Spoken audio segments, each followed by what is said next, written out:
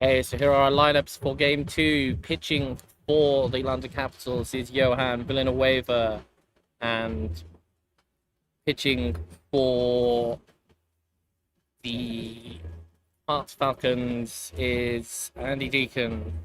The Hearts lineup is Lawler, Heach, Warrington, Clark, Deacon, Coate, Morum, Shinkawa, and Barrett.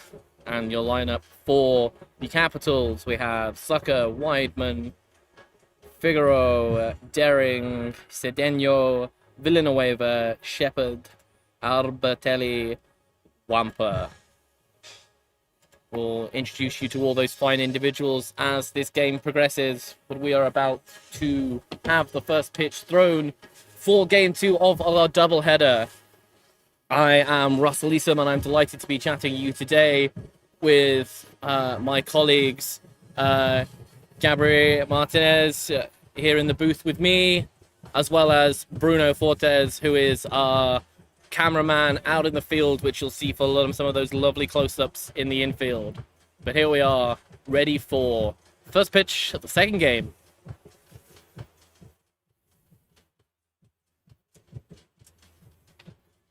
And the first pitch is grounded straight back to the pitcher, who picks it up cleanly and throws it to first for an out.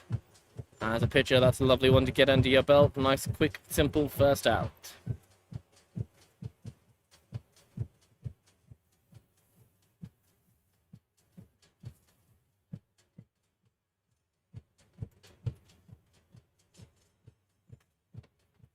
Up to bat now is Chris Hirsch, who we spoke to earlier on today. He is also first pitch swinging. But this one goes straight to the second baseman, and that is a second out. 2 pitches, 2 outs. Now, I don't want to see, could we see an immaculate inning here? 3 pitches, 3 outs. Will we see first pitch swinging once again?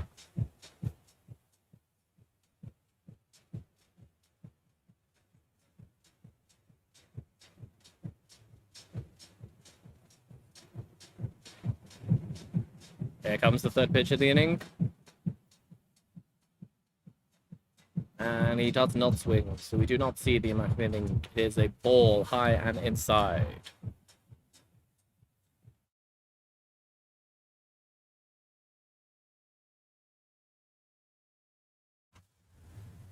Second pitch, also high and inside.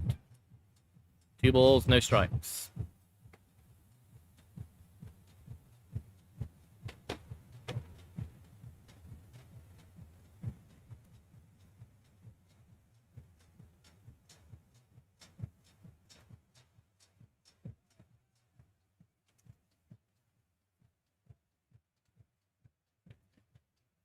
Jack Warrington is at bat here for the Hearts Falcons. He went 2 in the first game with 1 strikeout. See how he'll fare in this game. Pass that one off for 3-1.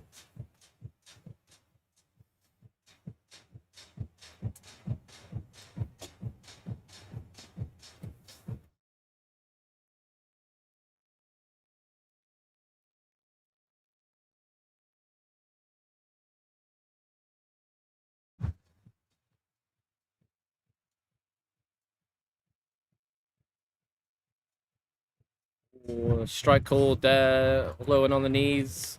Let's see, we have our 2 umpires returning. Mike Shepard is now behind home plate, and Darren Muller is our first base / field umpire. Full count. Strike 3. Cold looking. Beautiful little off-speed pitch there from Julio to go 1, 2, 3. It's the top of the first. Still 0-0. Speak to you soon.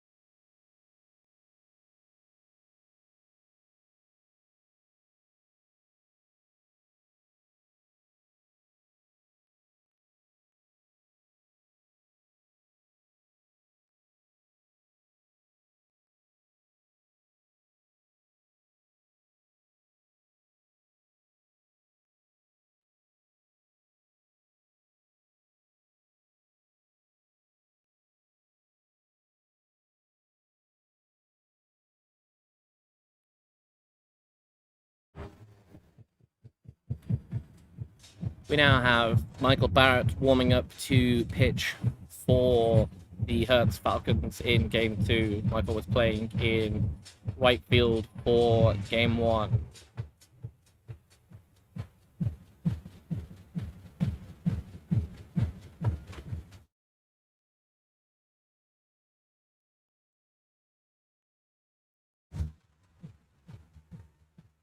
This is the first time this season that Michael has pitched for Herts, so we'll see how he goes.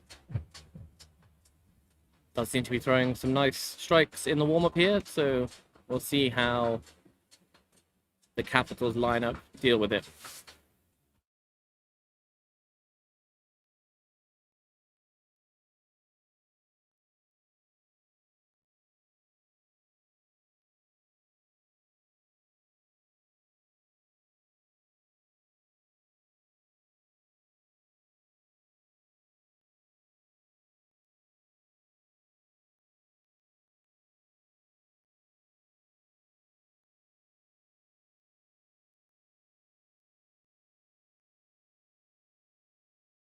Yeah.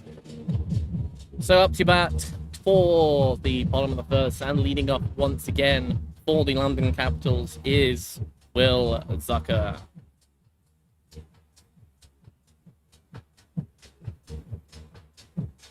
Will went 1 for 3 in the first with a walk and 1 strikeout.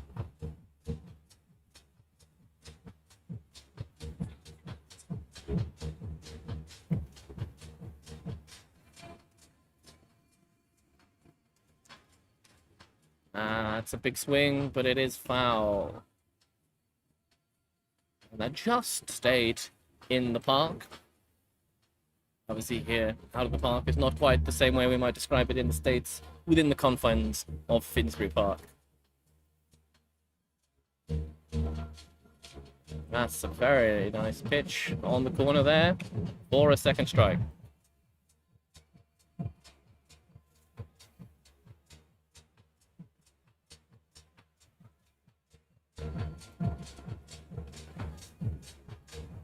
Another foul from Will.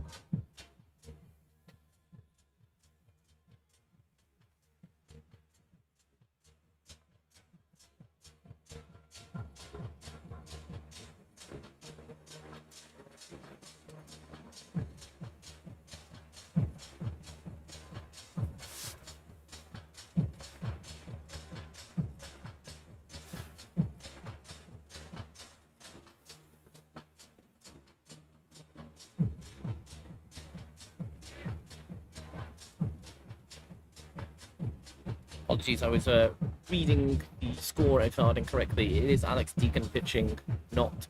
and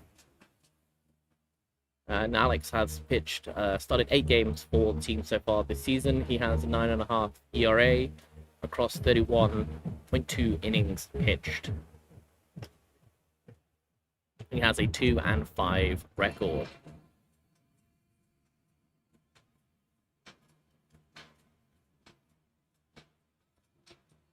Another, I would have said I thought it was another good leave there by Zucker, but he has been rung up by the blue. Looks like he's definitely liking that low part of the zone early on in this game.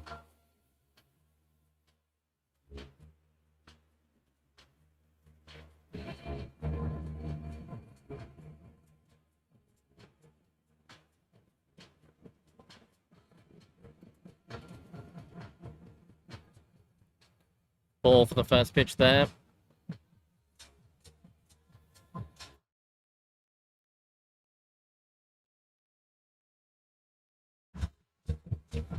Strike low in the knees there for the second pitch.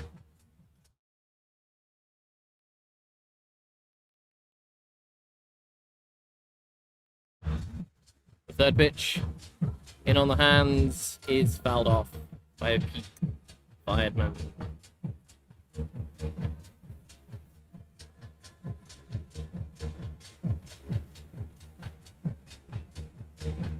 Pete, as well as Lou Wampler, who is cutting night to 2 individuals who did not play in the first game.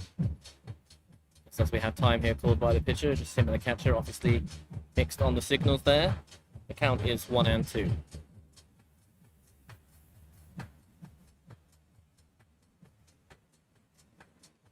Ball on the outside.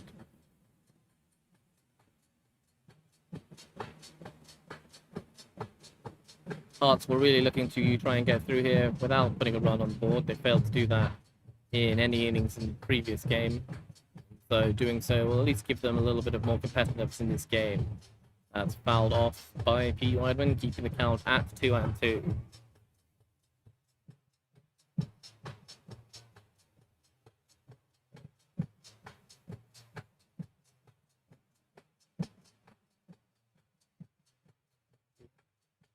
Ball strike there again. Looks like the Capitals are having a little bit of a disagreement here with Mr. Mike Shepherd on what the zone is. Neither of the two first batters really like their strike three calls.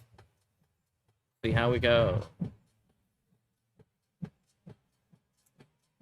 Next up is Julio Cesar Figueroa Almonte.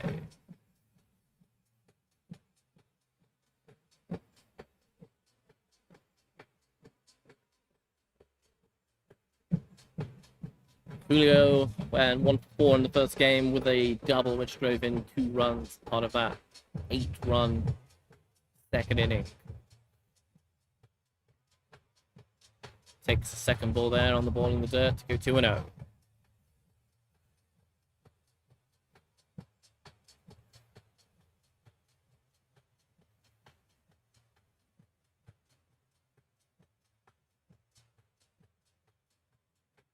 Third pitch, just a bit outside. All 3. Very much in the hitters count here. It'll be interesting to see if we see some free swinging on 3-0 like we did in the first game. We do. Straight up the middle. Fielded cleanly by the shortstop, and the throw to first makes the play. Very nicely done. A 1-2-3 there for the Herts Falcons, something they did not manage to do at all in the first game. That keeps us at 0-0 after the bottom of the first. Speak to you shortly.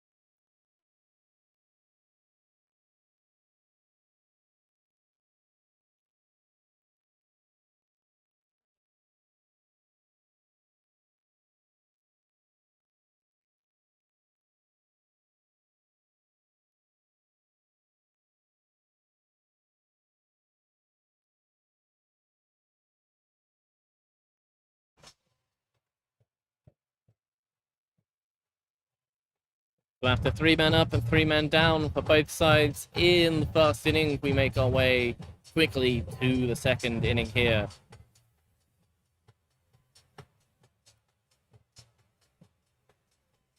Up to bat now is Phil Clark.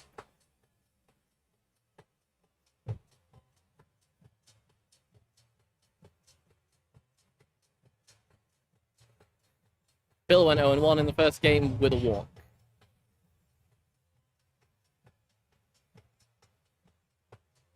And he swings on the first pitch, lines it, but it looks pretty much straight to the center fielder.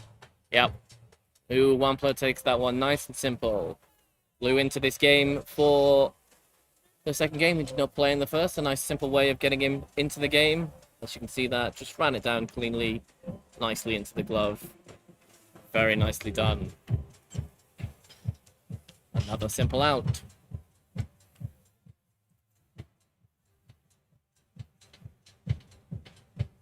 Now up the pitcher, Alex Deacon.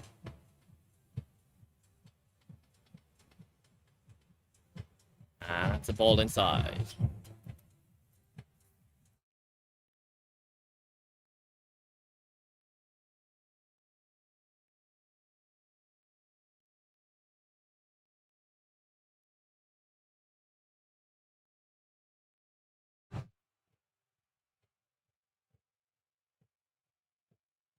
Now the strike on the knees, just on the outside corner there. So if Shep's going to call those pitches all day, that's where you got to pitch. 1-1.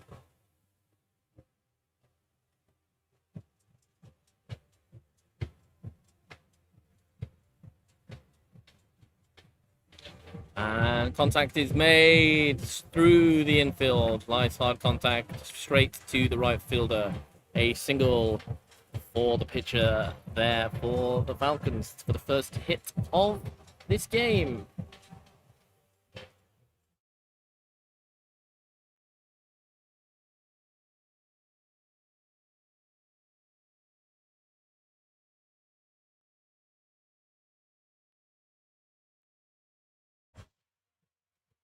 So with a runner on first, he squares up to bunt. Nope. Takes the pitch for a strike.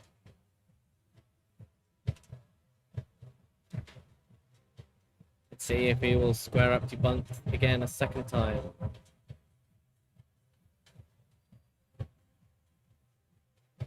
Does not look to be the case. Oh, the off-speed pitch is a little high. 1 ball, 1 strike.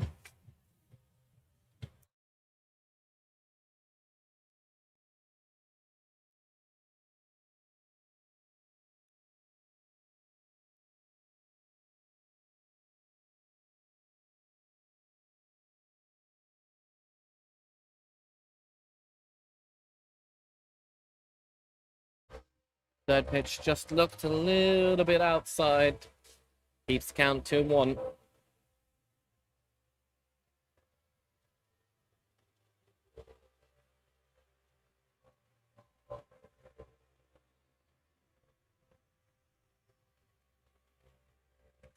Another pitch just for a ball there. 3 balls, 1 strike.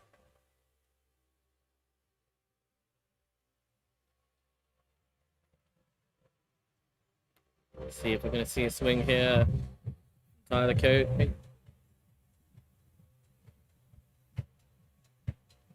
We do not. And it's outside. 4 ball 4, a walk. Forces the runner into scoring position. Hearts now have runners on first and second with 1 out.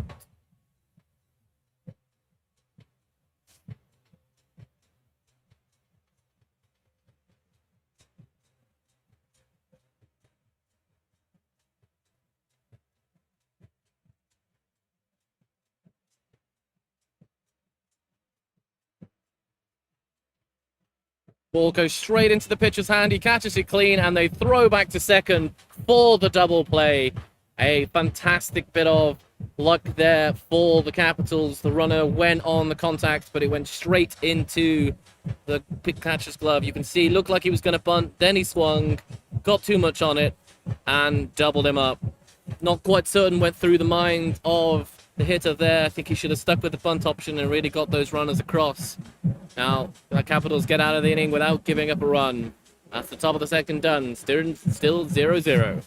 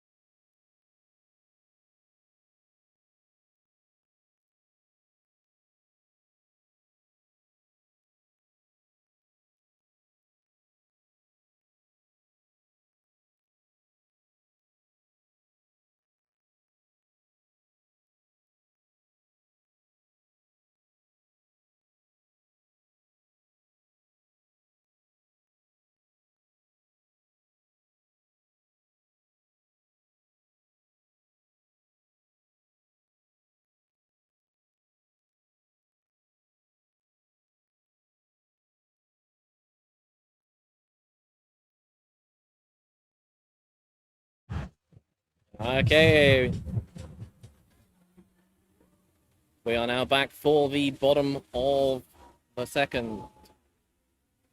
It's going 1, 2, 3 in first. We have Ian Deering, the first baseman, up to bat. And the first pitch is just a little bit low.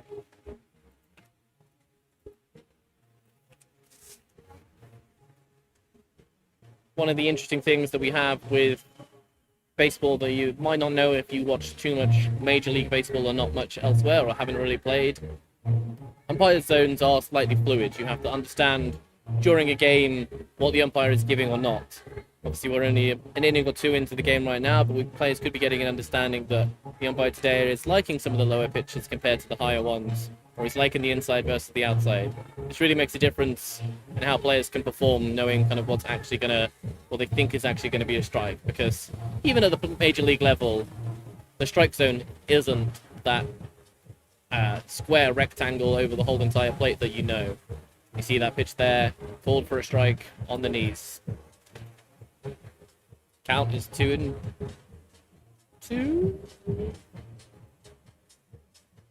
That one is low. No, called for a strike. So it must have been 2-1, so it's now 2-2.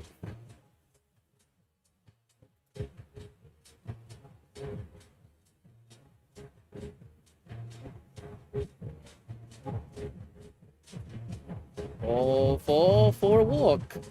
Leadoff hitter reaches the base. So after both teams going 1, 2, 3 in the first and second, they've both managed to get their runners on board. Now let's see how well the Capitals can move this runner over. Next up, we have Leo Steno, the catcher for the Capitals. That's a ball outside. Runner is going to advance with no throw down on the one. So the wild pitch advances the runner.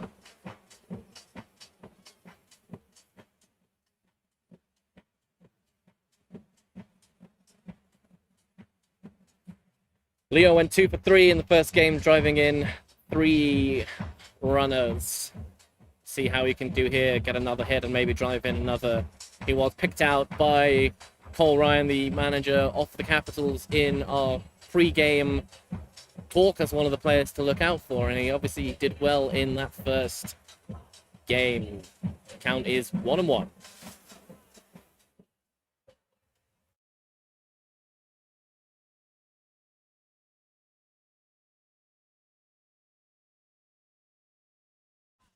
That's another ball, just a little bit outside. 2 balls, 1 strike.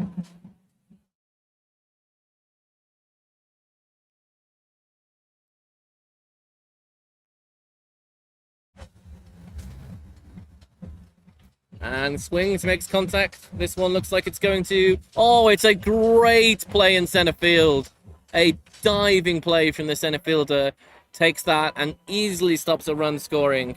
See if we can get to the replay there. Let's get out there. And we can see a brilliant diving play there. Absolutely phenomenal job there by Chris Hitch, the manager, showing like what leading by example there. Absolutely fantastic play.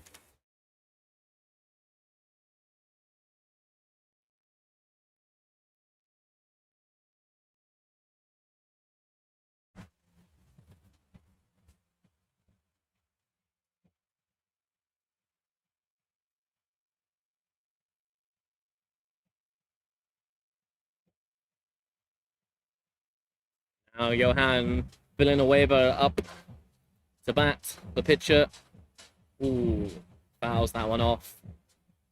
See, when he got directly underneath that one was fouled straight back.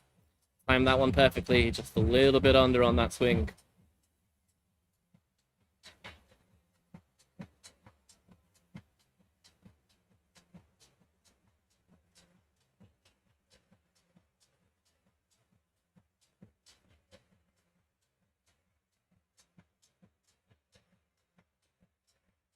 Ball in the dirt.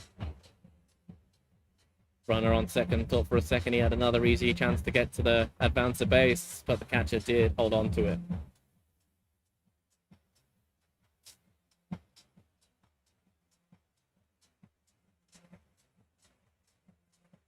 Swing and a miss for the second strike.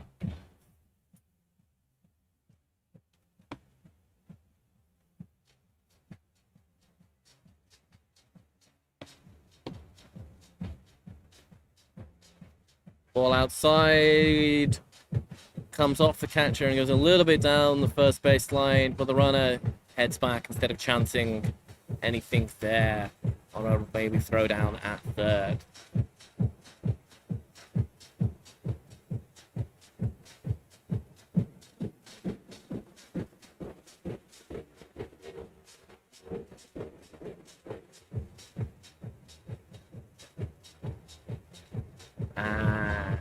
Johan Beneva strikes out swinging. A lovely fast pitch there.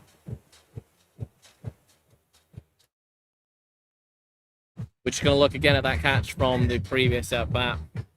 That's an absolutely phenomenal play from the center fielder. Just look at that dive. If he'd missed that, that was going to the fence. It's an easy stand-up double, scoring a run. Kept the game at 0-0. Fantastic defensive play there. Fouls the first pitch off.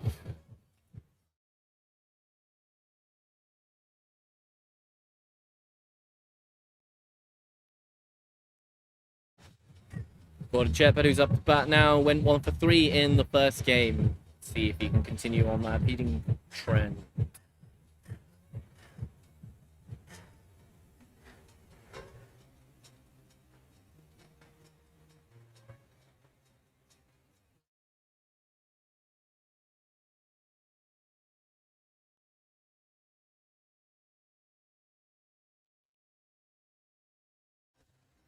Just came out and spoke with the pitcher there about something. Maybe talking about potential balks. We'll see.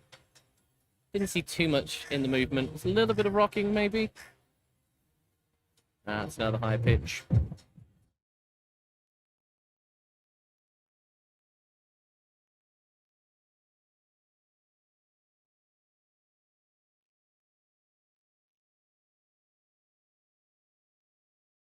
Yeah.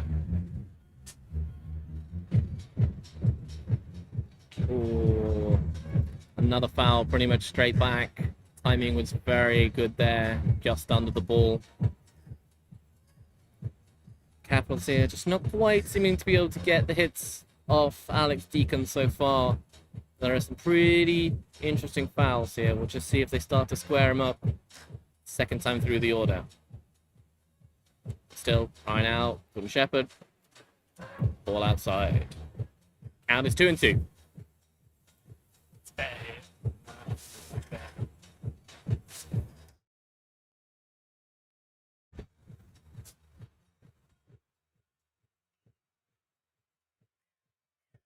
Ball in the dirt. Check swing.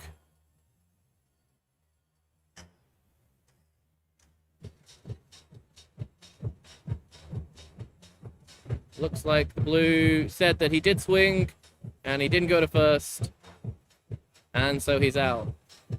Some minor discussions now between the blue and with the player, not aware that he'd made that call.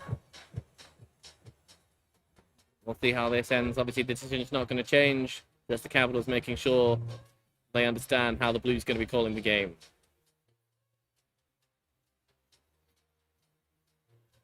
So, runner left there.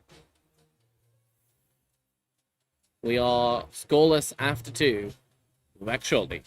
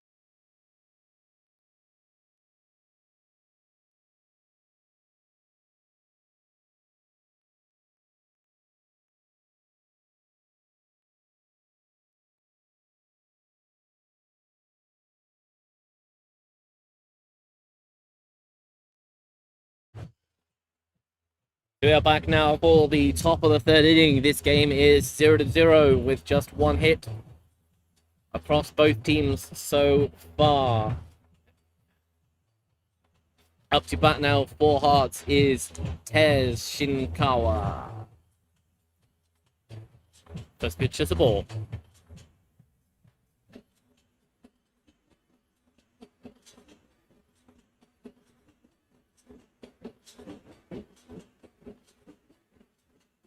That's another ball outside. He's trying to keep them peppered low because that's what the blue is giving, but these pitches are just a bit outside. Needs to work his way back in here. Itching to see if he throws an off-speed pitch or just tries to get a strike in the zone. Ooh. Came far too far back across this time.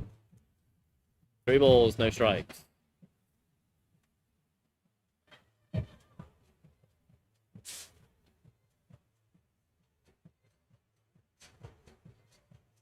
That one is a strike. I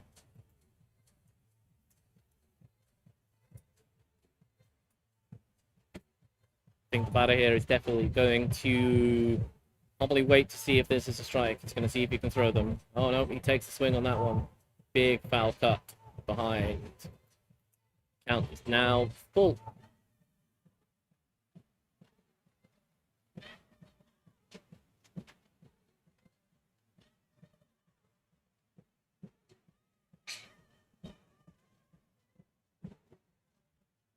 Full count, payoff pitch.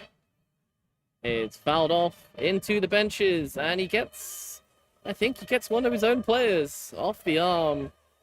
Ooh, that's probably a sore one.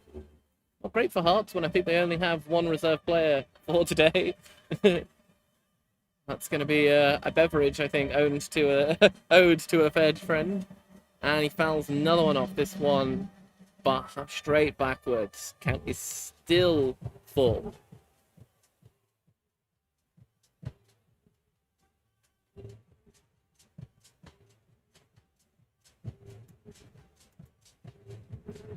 Now, 8th pitch of the at-bat.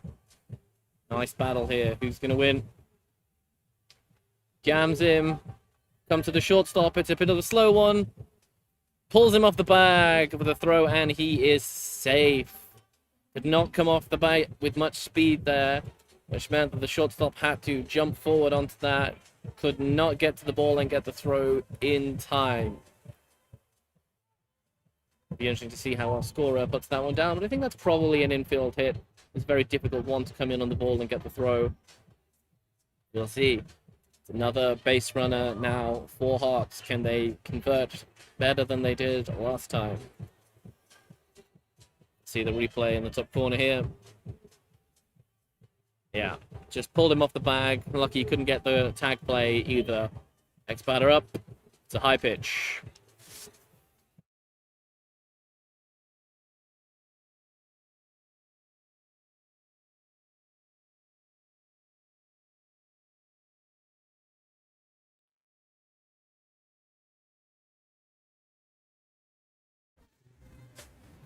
And that's a foul ball.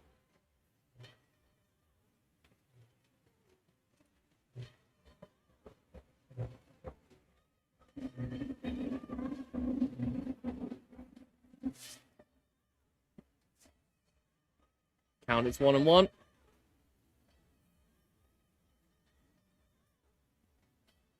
That's a bit outside. 2 balls, 1 strike.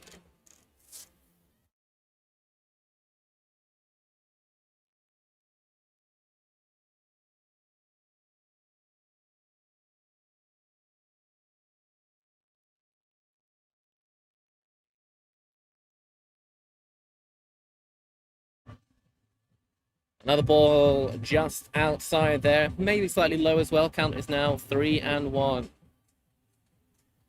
Lots of players enjoying the music in the field that we have here, thanks to the festival going on behind us. Do we have a festival at the plate? No, we have ball 4, which goes through. The runner on first from Hearts jogs across, not interested in having a look to maybe see whether he can gain anything extra there. But that is 2 walks to start this inning. Now means come back to the top of the order.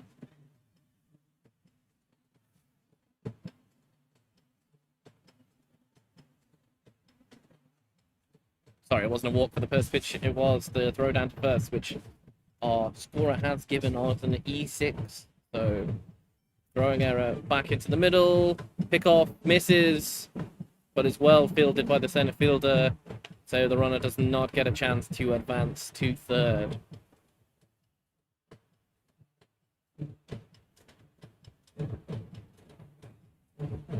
So once again, we have runners on first and second. We're back now to the top of the order with Dylan Lawler at bat.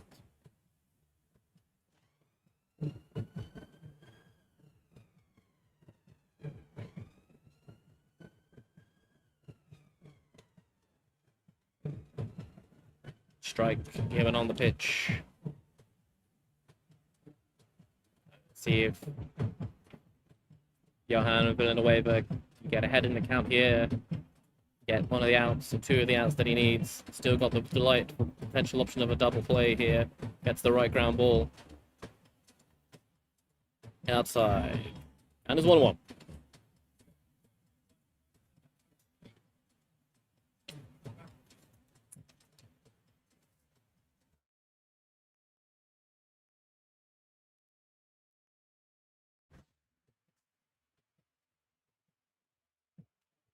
Now we got a ball. It is blooped to the second baseman, but the runners both return to their bags nice and quickly for just 1 out.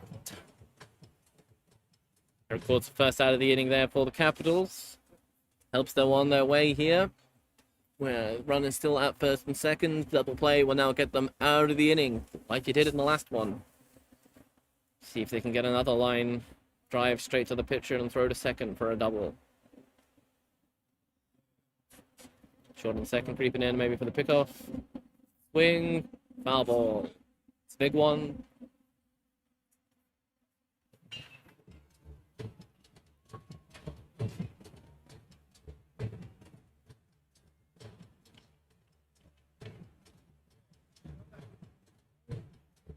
And time for the second pitch.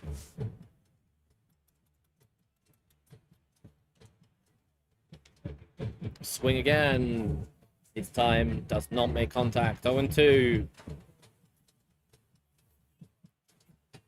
Now, I think it's strikeout here. Got the ground ball. Got the double play. That's what they're going to be looking for here. Expect some low pitches now. Obviously, some off speeders. See what he can get. Challenges him. It's a slow dribbler. It's actually just going to evade everybody. Barely even makes it to like the third baseman. No one can do anything on that. Almost a perfect swinging bunt there from Chris Heach, which now advances all the runners across, so the bases are loaded now with 2 hats. Very unlucky there for the pitcher. Got the weak contact, but almost too weak.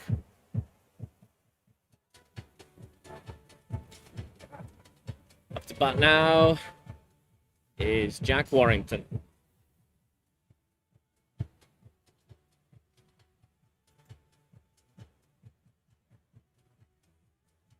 And that's a ball for the first pitch.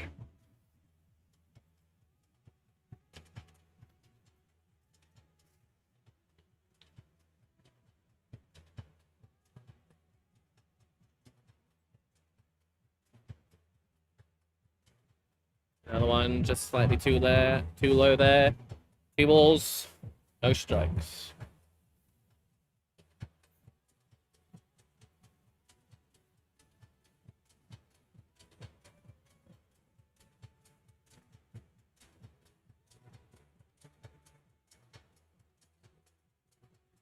Gets one in there on the bottom corner.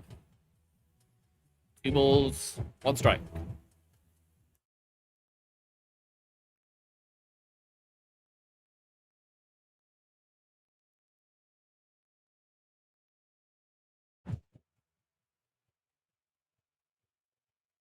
Delightful curve in there for a ball strike. Ooh. Don't know if the hitter's going to want that one back. Maybe thinking he should have been swinging on that one. He'd read that. That looks pretty down the middle. 2 balls, 2 strikes. Can he get the strikeout? Or the double play? Ball is fouled off. Good fighting AB here.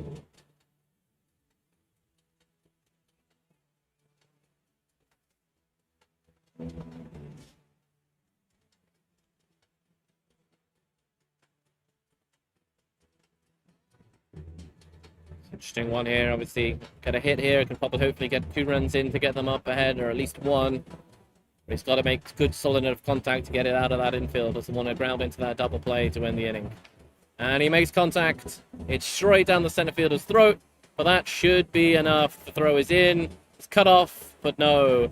A good at-bat and a sacrifice fly there from Jake Warrington to give Herts Falcons a 1-0 lead. None of the other runners advanced. So we now still have runners on first and second with 2 outs.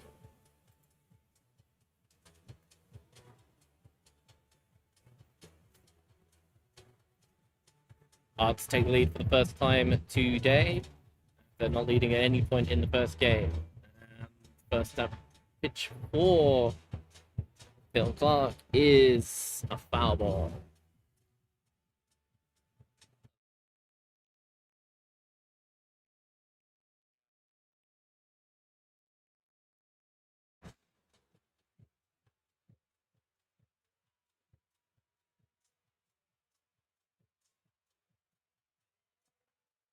Second pitch. Check the swing, and it's, yes, just looks like a little bit higher there. Maybe a little bit outside as well. 1 ball, 1 strike.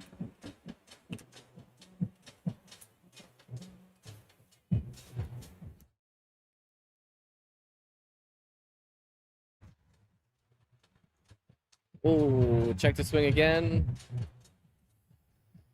Asked for the blue to check that, but no, it looks, even from here, it looks like a check swing. Count is 2 balls, 1 strike.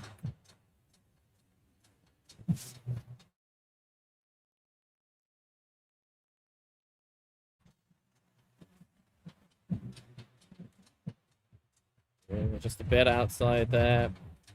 3 balls, 1 strike. Interesting thing for the hitter here. I imagine that he's probably actually not looking to swing on this pitch here.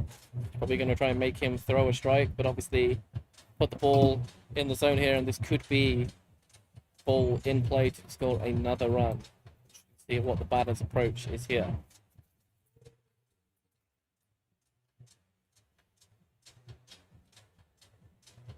Ball 4. Nope. He's giving it a strike. I was as sold as I was as sold as the umpire, as the batter was, that was definitely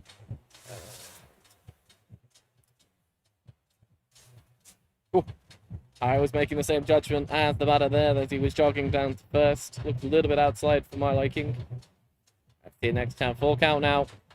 And he hits him. So, in baseball, as we say, the ball never lies. He's earned his walk. Maybe not how he would have liked to, but that has put the bases loaded once again. So we've had a walk, an error, a hit by pitch, an infield single. This is a small, almost you could say, small ball getting the runners across here for Herts.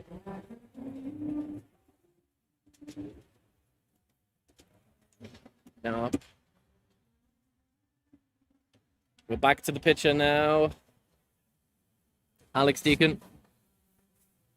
Can he help himself even further by give himself even more runs? Takes a big hack on that first one, but comes up short. 0-1.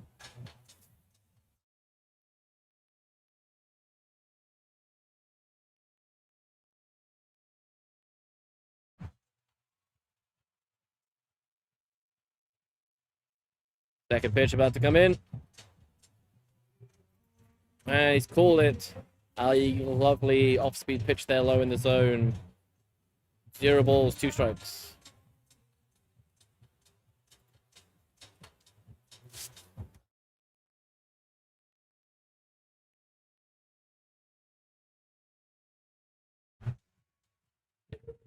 He now hits the ball into play and he finds the gap. It goes out to the right fielder who throws it, picks it up and throws it in cleanly to stop the man on second advancing home, but that does drive the runner in. A good at bat there from the pitcher, back giving himself some runs backing, which makes it now 2-0 to Herts Falcons. We still have just bases are loaded and there are 2 outs in this inning. It's big for the Capitals to try and get out of this inning before this number on the board gets seriously crooked.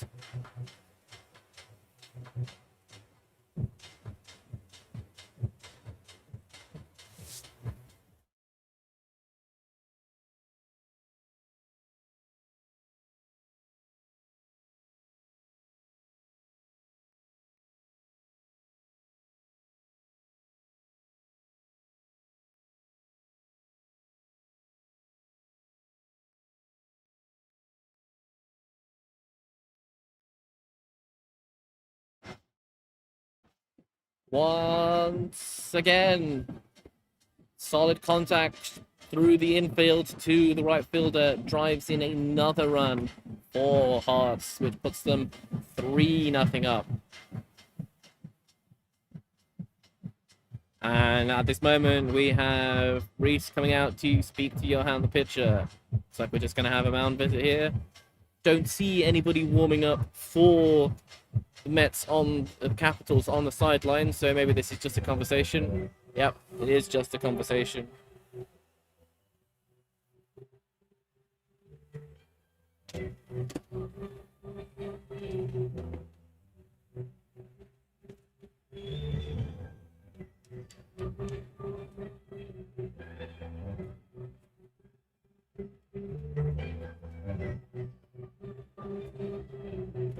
So after that little mound visit, let's see what happens for the next AB.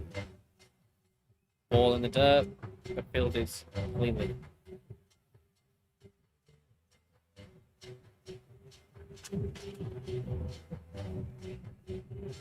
So yeah, with Tez Shinkawa back up to bat, he started the inning reaching on a throwing error. The age-old question of have the team batted around doesn't matter because we have our 10th batter for the inning.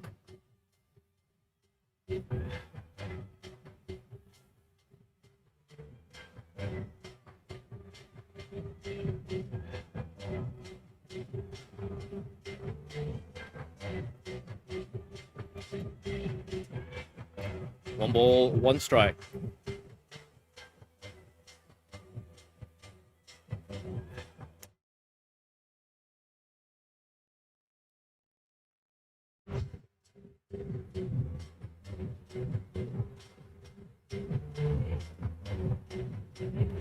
Another ball there.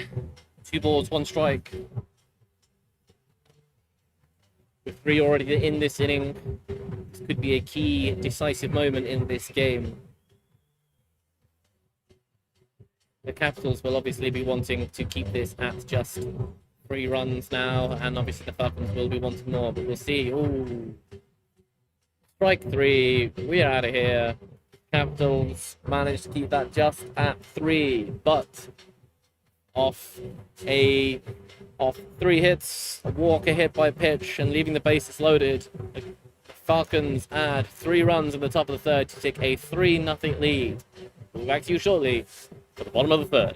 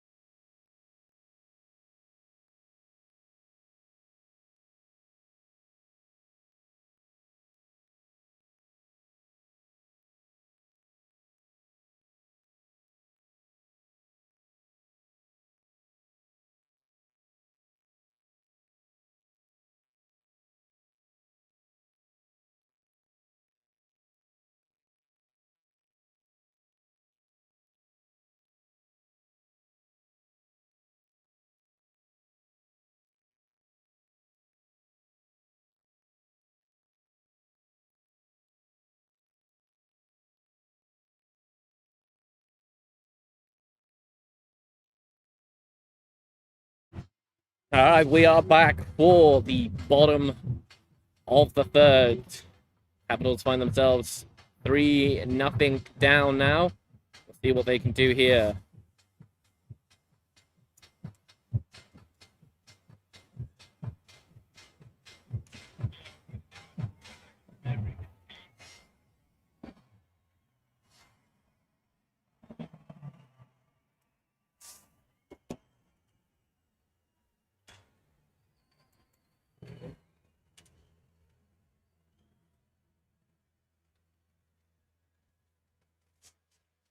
So we have Federico Albertelli up to bat here for the Capitals. Once again, that low strike call not seem to be particularly impressing the London Capitals in this game so far.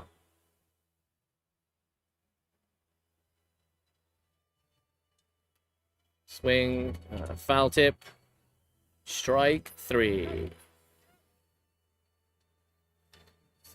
That's so far, Capitals so far have not managed really to keep up with the pitching of Alex Deacon so far. He's doing very well with his fastball and really targeting the low part of that zone. Let's see how Lewis Wampler will do in his first time up. And that is high for ball 1. As you can see, Lewis is not a man of particular stature, but also has quite a squat stance as well, giving you quite a small zone to target for. But Alex Deacon has managed to pick one right on the corner there for a called strike. Count is 1-1.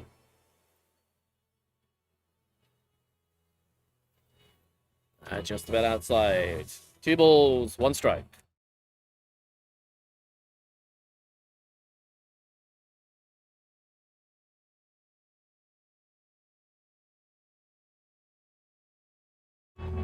Pitch is high for ball 3. Capitals will hopefully look for Wampler to get on base here as they get back to the top of the order. So they can see him actually get some runs back on the board to reduce this deficit.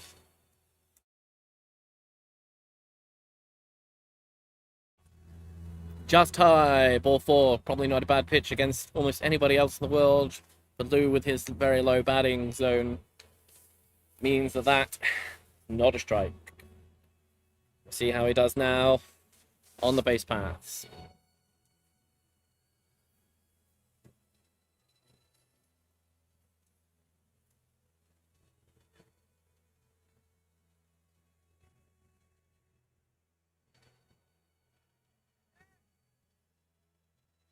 Pick-off attempt there with a bit of a dive. Looked like a closest sort of play, but the runner definitely looked safe to us from here. Lou has 13 stolen bases on the season, so definitely is one for the Falcons to be worried about. And he goes. The ball sails well over second base into center field for a very nice stolen base there for the Capitals and Lewis Wampler. Runner now in scoring position. Can Will Zucker drive him in?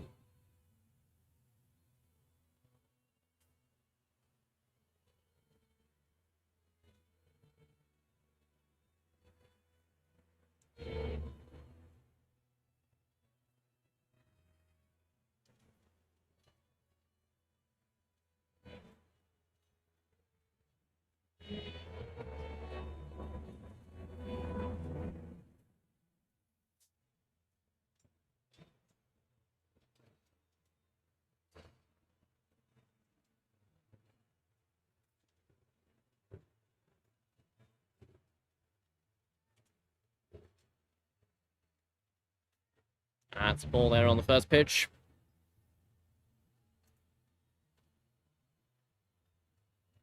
A lot of attention still being paid to the runner here at second, both short and second baseman cutting in, trying to fake pickoffs to be thrown back. See, this is then opening up the infield for Will Zucker to hit in, giving larger gaps between first and third as they both stay tight on that bag, faking the pickoffs. And doing so, it hits the gap in between second and first. A good piece of hitting there from Will Zucker, and a good bit of base running from Lou Wampler. He takes that single and he goes all the way around third and home to score the first run of the game for the London Capitals. Great bit of base running there from Wampler. Stole on the first pitch and then was a constant threat in the mind of the second and shortstop for out that, which meant there was a bigger gap. And I'm pretty certain if the second baseman was not concentrating about the runner on second, he could have made that play. But he was a little bit over to second base, and that hit went through the gap, driving the run in. 3-1. Pick-up attempts. Not really anywhere close.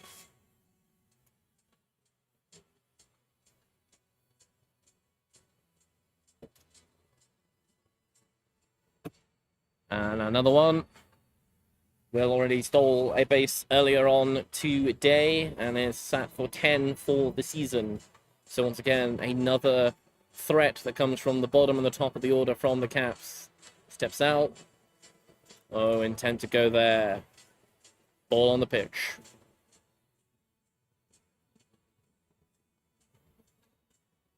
Some signals there from Reese, who is coaching and third base coaching for the Capitals in this game. We're very interested to see what happens now. These are a speedy pair. And he's off. The throw is close. And he is out. A very good throw down right on the money. And a good clean take by the second baseman to apply the tag for the out. Let's see that again. Throw down. Yeah. After the first attempt was thrown well into the center field by the catcher. That one was on the money. Ball absolutely where it needed to be to make the play. Great stuff by the catcher there. And that, as you say, gets rid of the base runner. So, Capitals back to being now 2 outs with no runners on. Down is 1-1.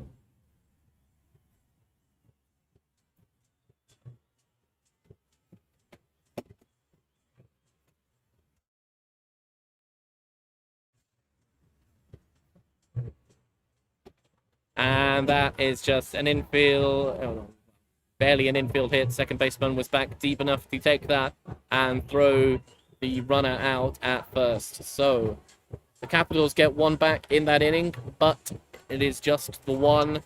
They still trail 3-1 after 3 innings.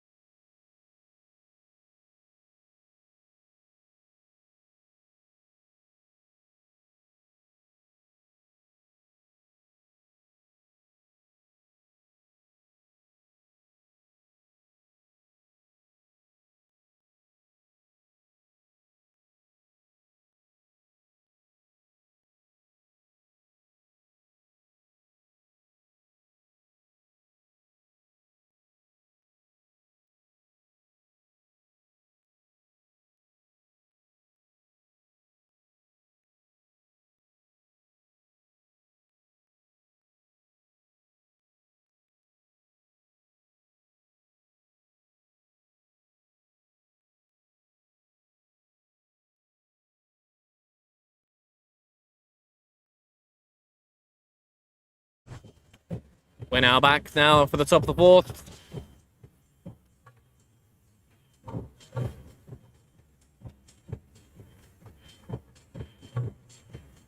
Caps will very much be looking for a clean and efficient 1-2-3 inning here to try and get back to the batting and trying to reduce that deficit.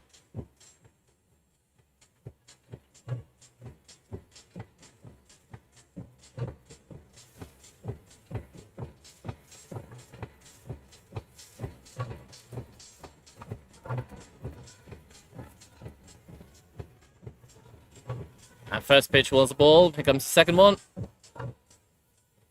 Inside. 2 balls, no strikes.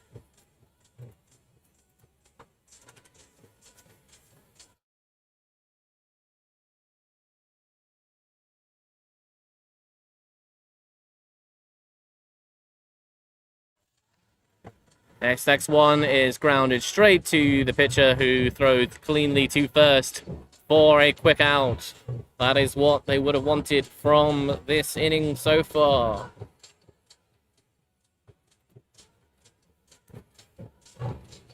Lovely defensive work there from the pitcher.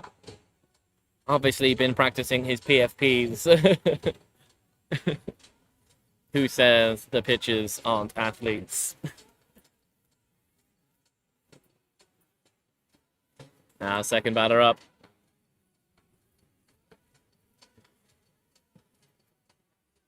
First ball.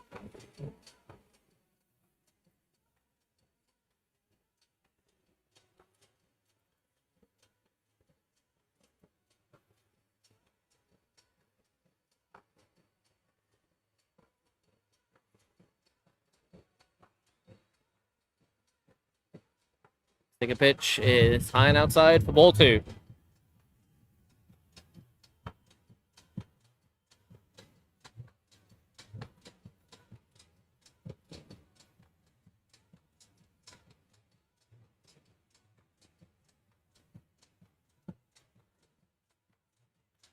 That is ball 3.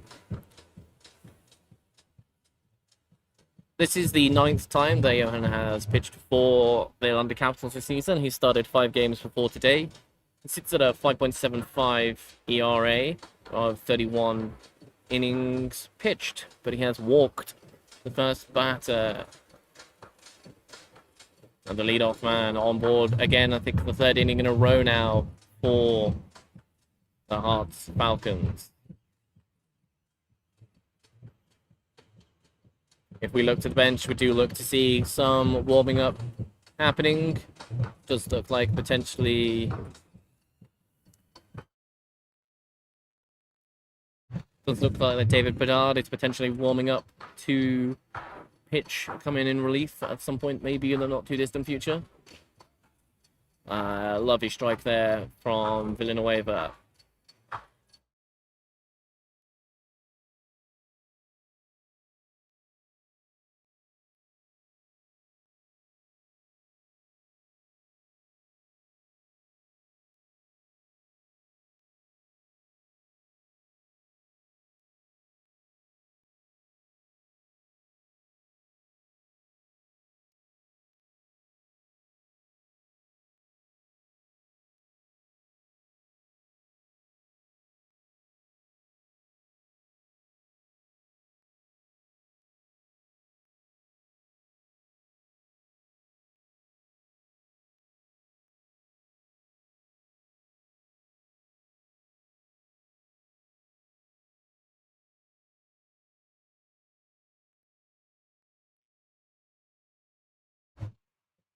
And payoff pitch. Ooh, fouled off.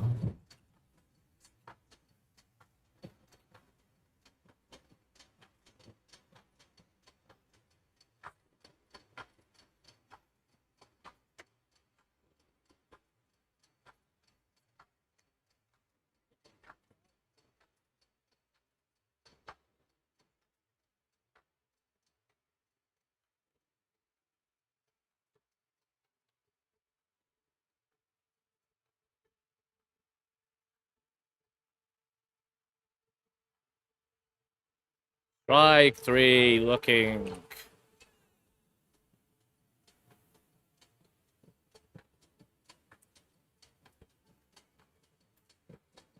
After walking the 9 batter,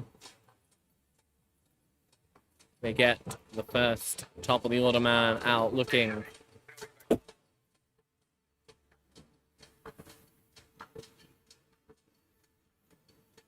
Chris Heach now out to bat.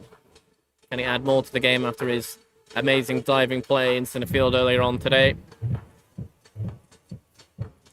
Takes a high ball to pitch 1.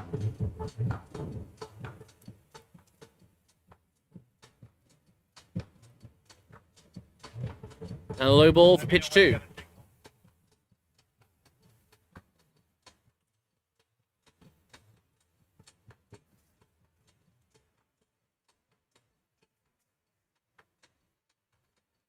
Johan trying to get this third out, get out of this inning without giving up another run, give them a chance to get back in. And it's a big, high fly ball. And it is just short of the fence, just over the fielder, Will Zucker, just short of the fence. Maybe he was a little bit cautious of going into the fence there. But the ball landed infield for a stand-up double. They did manage to stop the runner from scoring, though. So, Hearts now have runners on second and third.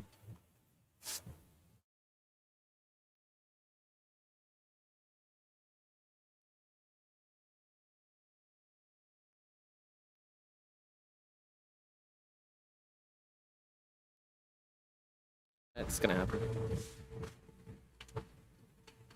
First pitch in there for a ball. This is a key.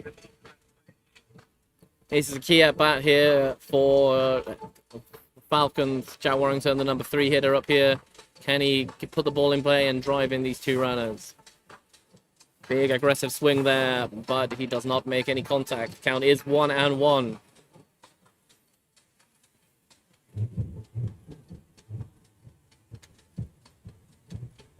Let's see what we get here for the rest of this AB. This is an important one. Ball low in the dirt. 2 balls, 1 strike.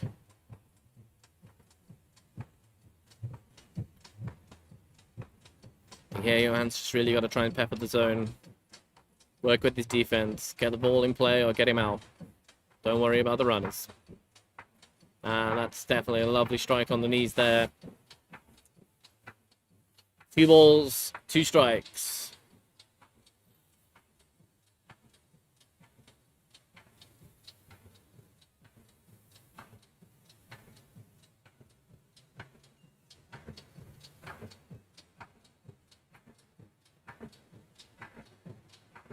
He winds up, he delivers.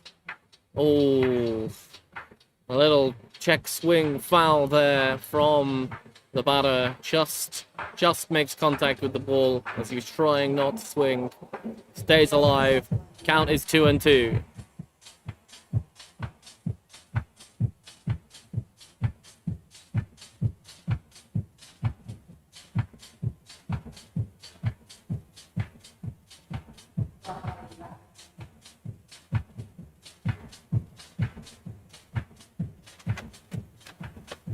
Time here, pitch, swung on a miss, struck him out. Big play there for the Capitals. Means that there was no runs across the board there for that inning. They keep it at a 3-1 2-run deficit. We'll be back to you shortly for the bottom of the 4th.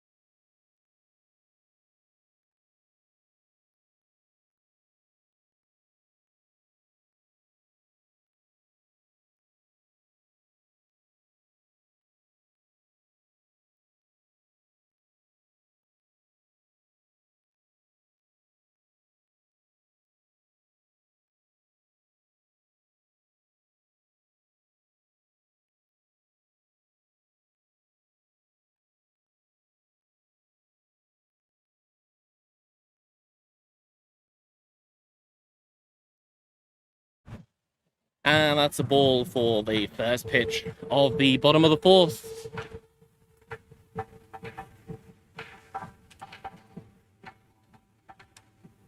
Ball 2.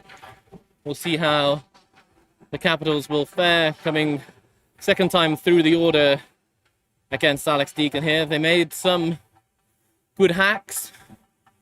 They made some interesting fouls.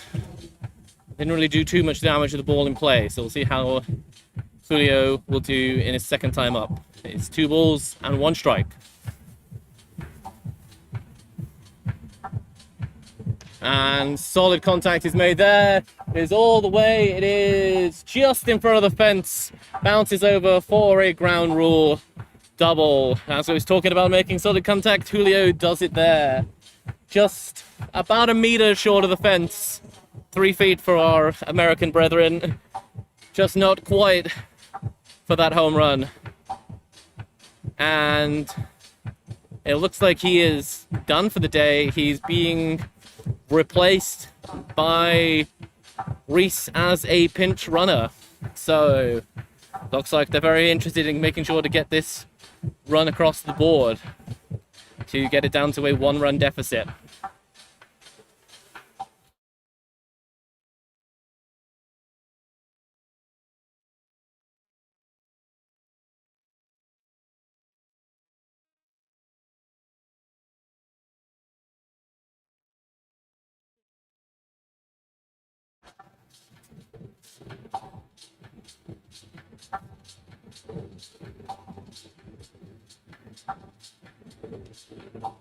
So Ian daring up now, takes the first pitch strike.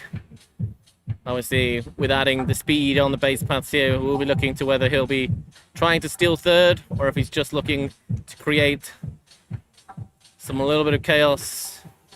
Takes a second off-speed pitch there for a strike. He's now down 0-2 in the count. Let's see if we see any change of approach from the batter here.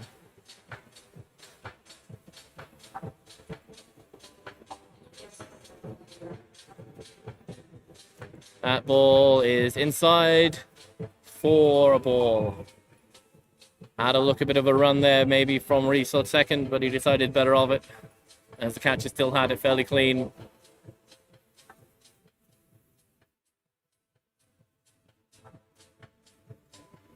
Count is 1-2.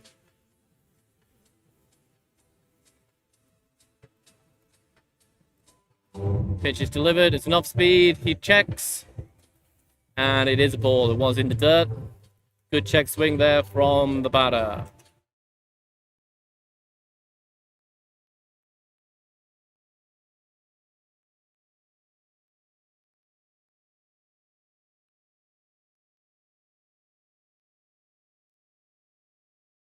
And he puts the ball in play straight up the middle.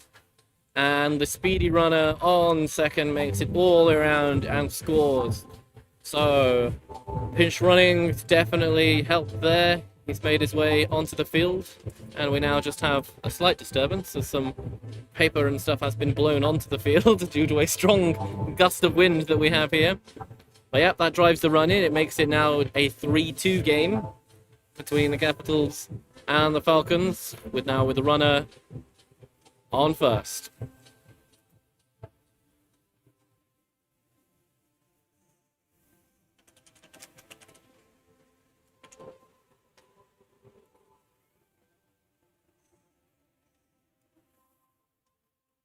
Ball outside. It's interesting, as we were discussing, that's 2 in a row now that have made hits.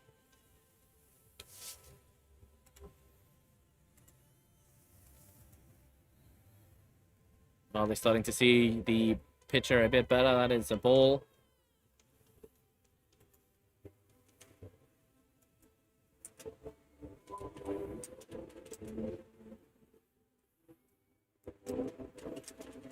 Count is 2-0. Deacon looks set to deliver.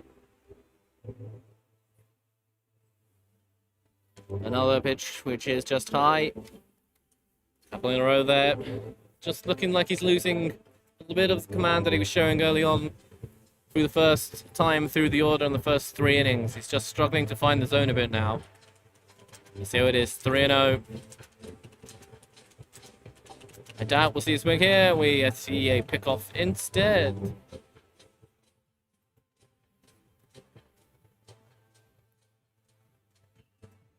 With the catcher, Cedeno now at 3 balls and no strikes. I think he's probably going to wait for him to see if he can actually throw a strike, but you never know with these guys. Inside. Lovely strike there. Just the top of the zone. 3 balls, 1 strike.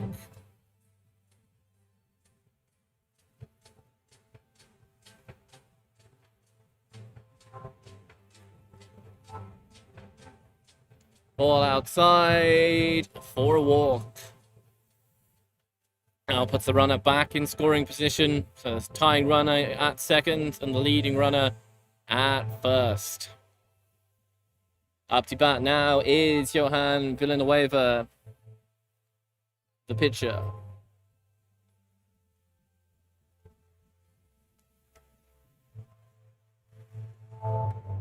Let's see how he does here. Can he give himself some run support and get himself back into the lead?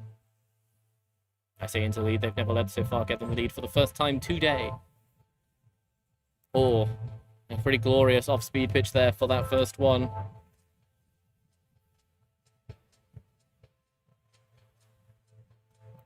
Came at him with the first pitch off speed there, which he was not waiting for.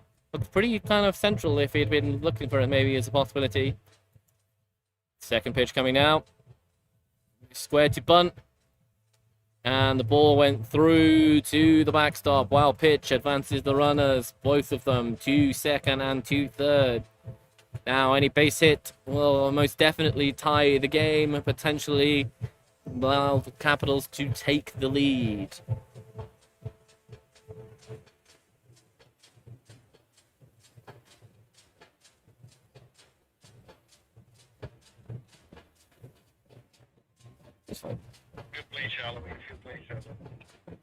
Infield is playing shallow here, just to try and make sure that if they get that ball, they can go home and get that out. As it is, it comes. They check the runner back, and they get him. The runner made the move out on the contact and was dead to rights as soon as the infield turned and had him. That's great defensive play there by the Falcons. A little bit of a not the best running from the Capitals there. They did exactly what they were supposed to do, though. Runners back to being at first and second. And 1 out.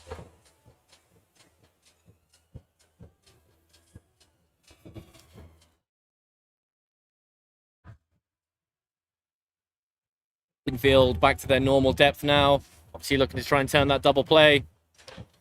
There is a grounder. It goes to short. Doesn't have the chance at second, but gets the one across to first for the out. So the Capitals now have runners back on second and third, but it's now 2 more outs than they did before. Let's watch that replay. Lovely pickup. Had a look at second. Wasn't an option. Threw it to first in time. Nice little pick there from first base as well.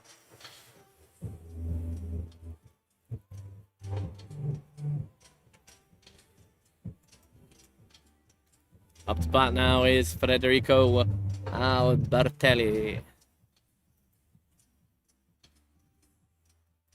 As we said before, any base hit here will probably drive in 1, maybe 2, especially with 2 outs. And the speedy Johan, he should be going on any contact. Base hit could change this game for being a 1 down to 1 up. We'll see what happens. Ooh, swing and a miss there.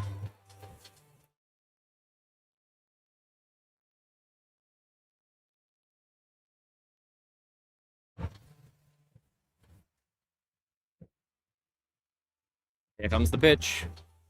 That's a bit high and probably inside as well. 2 balls, 1 strike.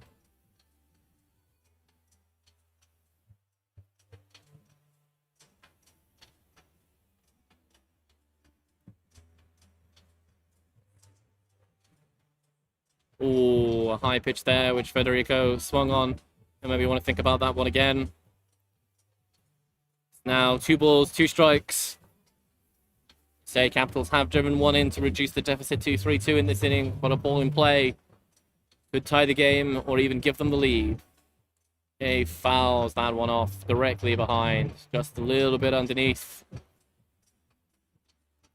That was better than the swing before. Let's see what we get off for now. That's a few high pitches in a row there. Are we going to see something low in the zone? Pitcher still has a ball to deal with, so I'd put this one in the dirt, see what we get.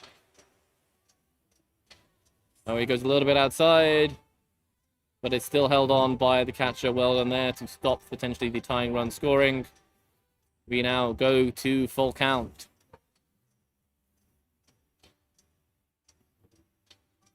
The runners won't be going on the pitch, though, because there is no one at first. And we have contact. It's high. It's foul.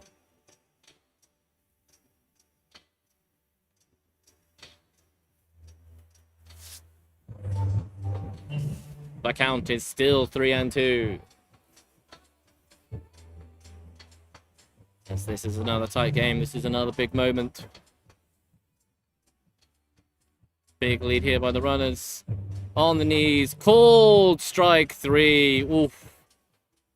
Federico does not look particularly happy on that, but that has been called all day, as I've said multiple times. That low and outside is being called. So that takes the inning over. It is now 3-2 after 4 innings as Capitals retake the field. Yeah, go over. As we've been discussing in Game 1 today, Finsbury Park, where the London Mets play, is home to 2 fields. And on the other field today, we have a game going on between the Bells baseball team and the London Mayhem, which is in part of the Women's Baseball League here in the United Kingdom. It is great to see these competitors taking part and showing that the growth of baseball, not only within our community as a whole, but within women's sport as well. So yeah, if you ever do come down to the London Finsbury Park on a Saturday or a Sunday, you should hopefully see baseball being played by everybody, because baseball is for everybody.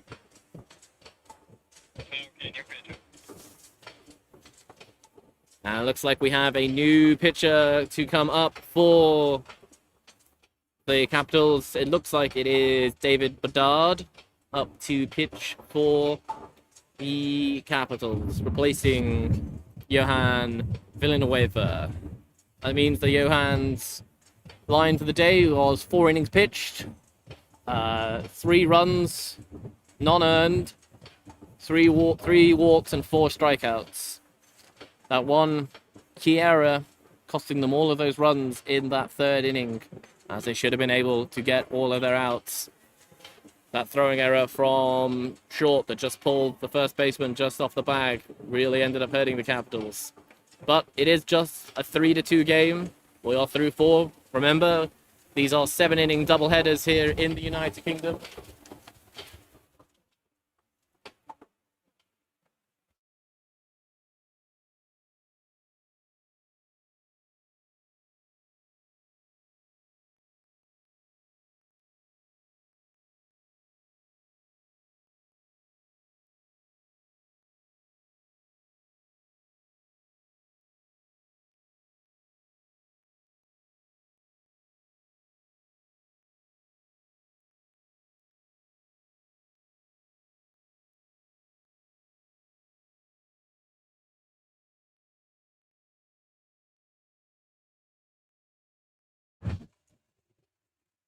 Here we go. Looks like we are now the top of the 5th. First pitch. Just a bit low and inside. That looked like he wanted to swing, but he held off. Good bit of yes, yes, no hitting there. And the second pitch is hit cleanly over the shortstop head into center field. Just a single there.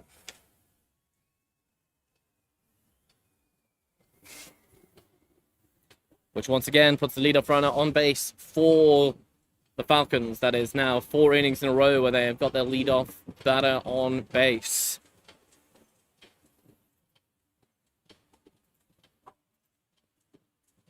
Let's see, just solid contact over the shortstop there. Nothing he can do. Next batter up. Lovely off-speed pitch there for strike one.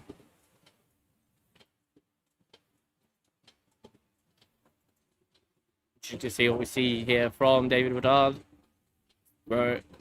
Looks like a stolen base. Yes, no even attempt or even throw down to second there. Looks like the catcher may have not even seen it or heard any call. So it's a clean steal of second there. Runner's now in scoring position. On ball, one strike. And fouls it off. One ball, two strikes.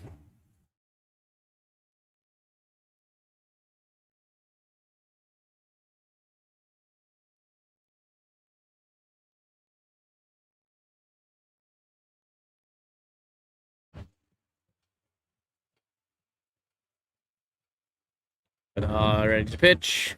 Lovely strike, but it's straight up the middle, which is gonna... Nope, they hold the runner. Center field was straight on that. But yeah, straight as a die, right up the middle. And the Herts Falcons now have runners on first and third.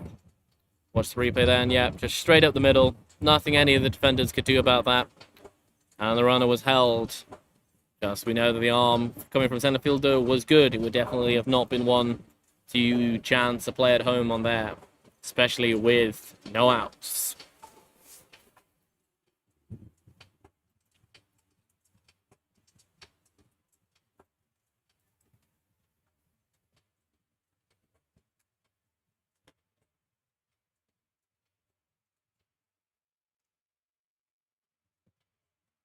Strike on the first pitch.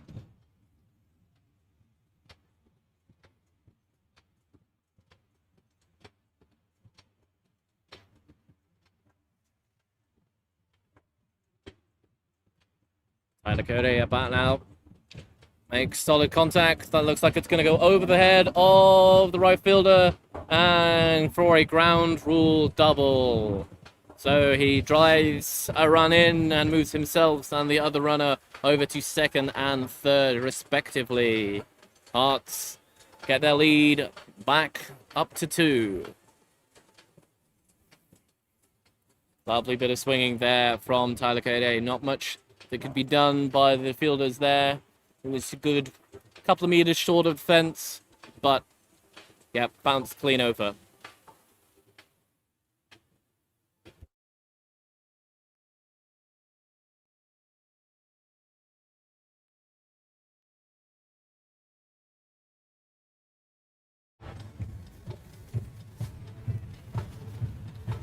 Bedard has come in here throwing strikes.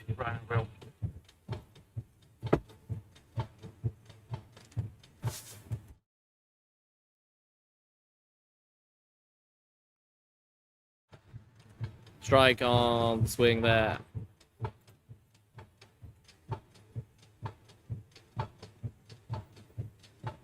Bedard is throwing strikes here, but it looks like these Falcons have been getting the timing here. That's another one, and it is right up the middle again. Nothing which the defense could do in it. Runner is held once again at third, but it drives one run in for a single, straight up the middle.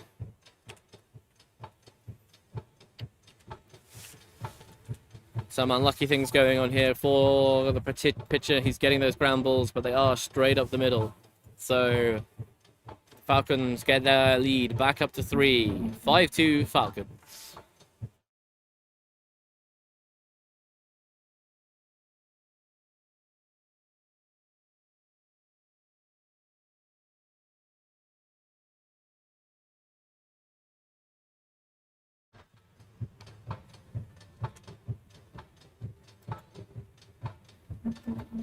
That's a high ball for a first ball.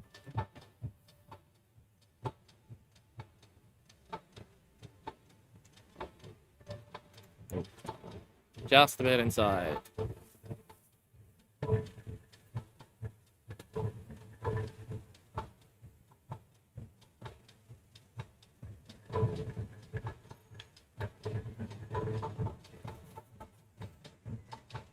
This time the grounder does get to the pitcher, but he doesn't field it cleanly.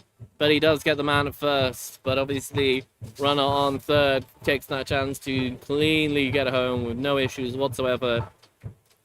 So that takes another run over the board to put the Falcons 4 runs to the good at 6-2.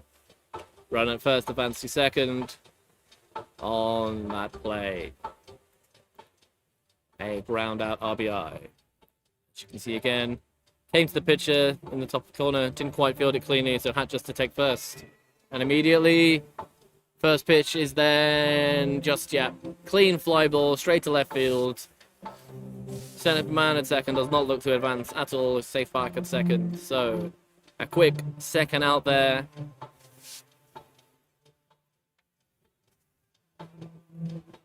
Got them 2 outs, but yes, it is now 6-2 to the Falcons.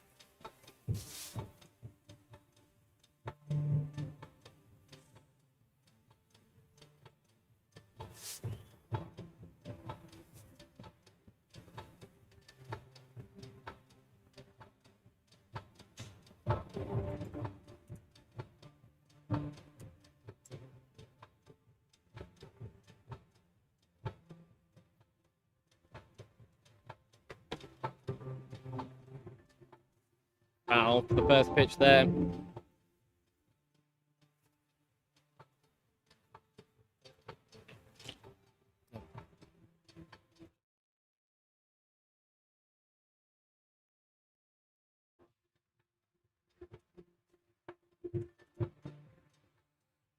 One ball, one strike. Looking to get out of this inning. Check swing there. For a ball, 2 balls, 1 strike.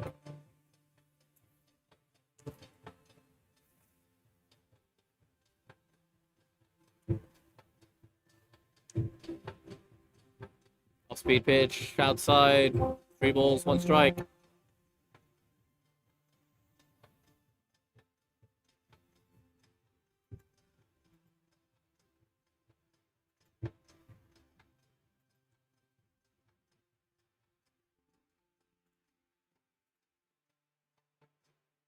And oh, maybe my bad. That was only 2 balls. Now it's 3 balls, 1 strike.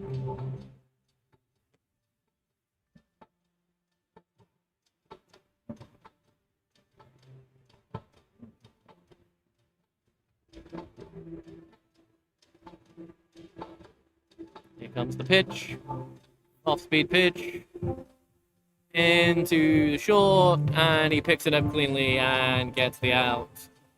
Runner looks a little bit jagged there, making his way down to the base. Looks a little bit stiff.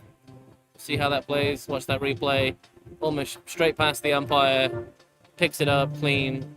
Oh yeah, you can see the runner just pulling up a little bit limp there. Seeing how he continues on for the rest of the game. But yes, the Falcons put 3 on the board there to put them 6-2 up. Midway through 5. We'll be back to you shortly.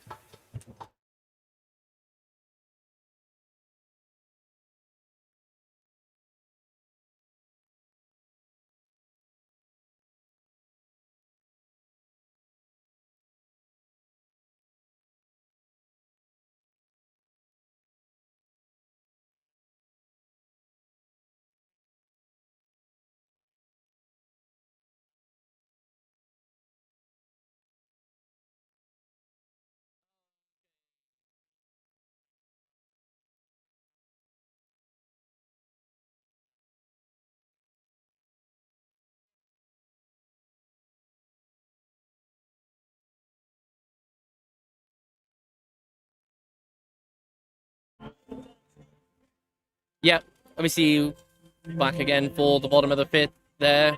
Number 42, second baseman. Looks like he took a little bit of an injury there going into there, so we'll see how he does.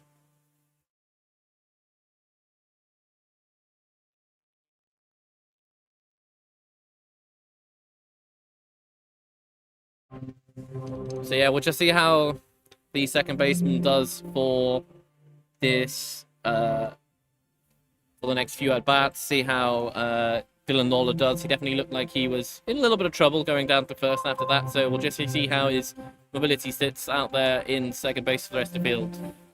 All right, it looks like we're ready back for the bottom of the fifth.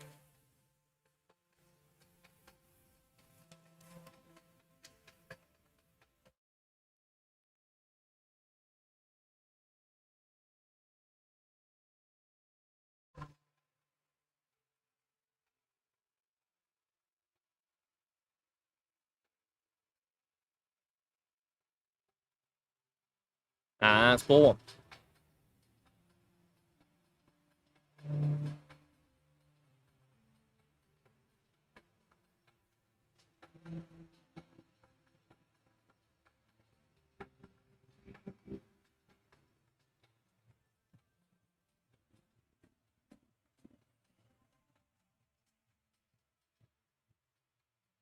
Now Blue Wamper at bat here for the Capitals. He is the 9-hole hitter, followed then by the top of the order. He very much forced the run in by himself last time around, getting on base, stealing second, and then being a speedy runner on a hit from behind to get round. Let's see if him and Wildersucker can use their speed again. Late swing there.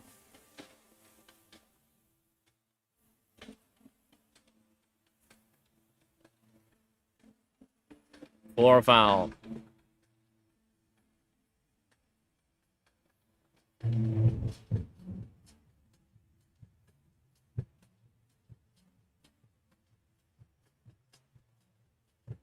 The ball hit the car.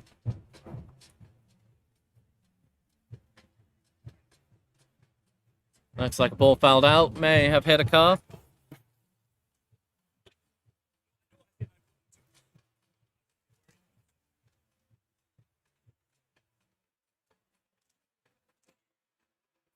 Let's see what we can have here. On 2 strikes. Ball in the dirt. Up to full count.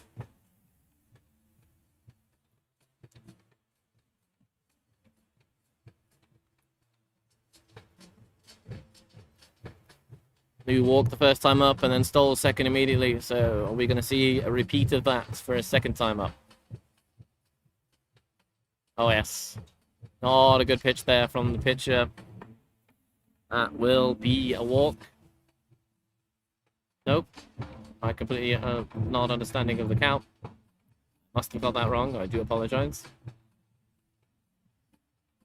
That's now a full count. And that is high. That is ball 4. It's just a profit. So the Capitals get that lead off runner. He stole immediately the first time up last time around after them throwing 1 or 2 pickoffs. So we'll see if Lou's going to do exactly the same thing. I imagine that they're going to be looking for it, knowing that he went last time. Expect to see maybe a pickoff first. Yep. There's a pickoff. Safe and easy.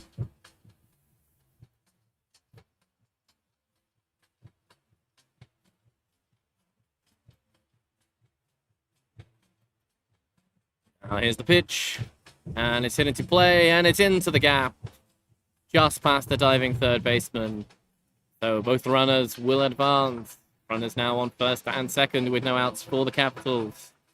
They trail 6-2, so need to put some numbers on the board here to make a difference. So we're back. Say Will was the top of the order. I can just see the replay there. Hit just past the diving third baseman. Lovely little bit of play there. Now we get Pete Weidman up to bat.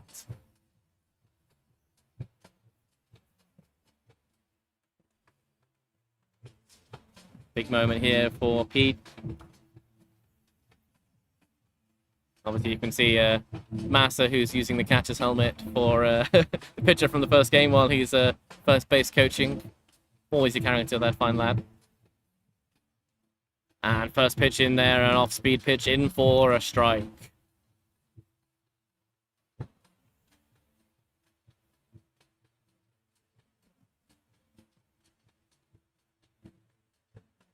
Pete struck out looking in his first at bat and grounded out in the second. Ball in the dirt there. Not cleanly picked by the catcher, but enough to stop these 2 speedy boys on the bags thinking about advancing. Count is 1-1.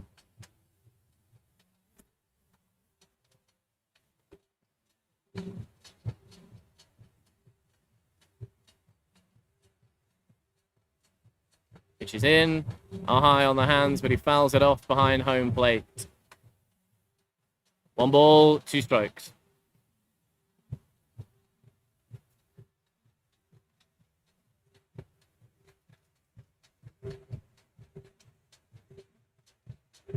And Pete advanced these runners as the dust picks up from the wind on these fields.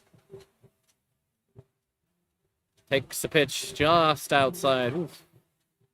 It looked a pretty close one from here in the booth and looking back on it, but I think the pitcher wanted that one. But the count is now 2-2. It does have a good eye, Pete, like sort of quite a few of the top men at this lineup. Here comes the pitch. He makes contact straight to the glove. Can they get the chance at the double? Yes, they do. It was a line drive and the runner took a half step, but he went straight into the third baseman's glove and straight back to second for the double play. So you see the replay, you can see he breaks and then just gets it caught clean and is out on the way back to second. A great defensive play there for the Falcons. Slightly unlucky there for the Capitals. As I say, freeze on a line drive. Just didn't quite go there. Maybe he would have had a chance to get back if he'd frozen, but that's an unlucky one. Capitals now just have a runner on first with 2 outs.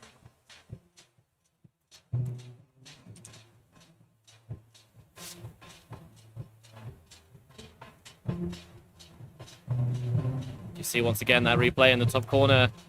Picked up cleanly, thrown back. It was tight at second, but I think he was out.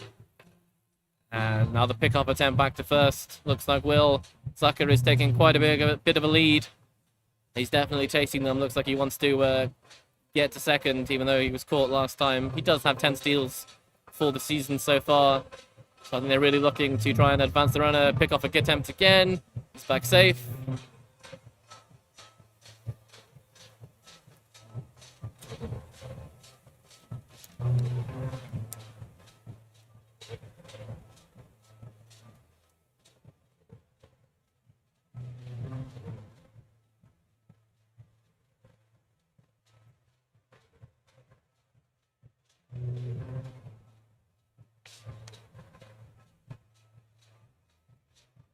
Another pickup attempt, third in a row.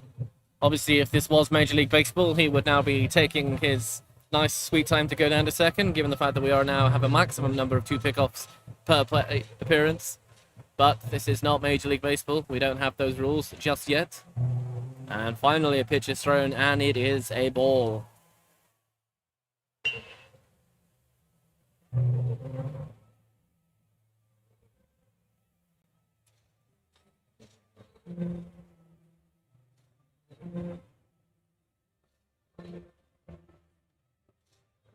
Oh, check swing, throw down, and he's in there cleanly. Attempt a little fake out there from the second baseman. I think the ball might have gone into the outfield, but Will Zucker is having none of it for another safe steal.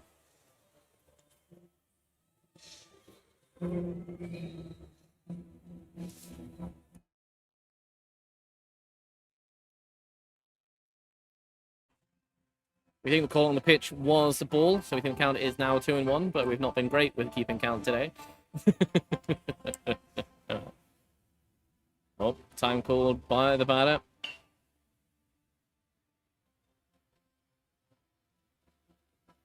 This is Reese Wilson at bat, who came in as a pinch runner for Julio Cesar Figueroa Almonte earlier on in the game after he scored a double that was just 3 feet shy of the fence as they got it back to 3-2, but now they're further behind. They could really be using Julio's bat, but Reese is not a bad option. Worked themselves into a good count here.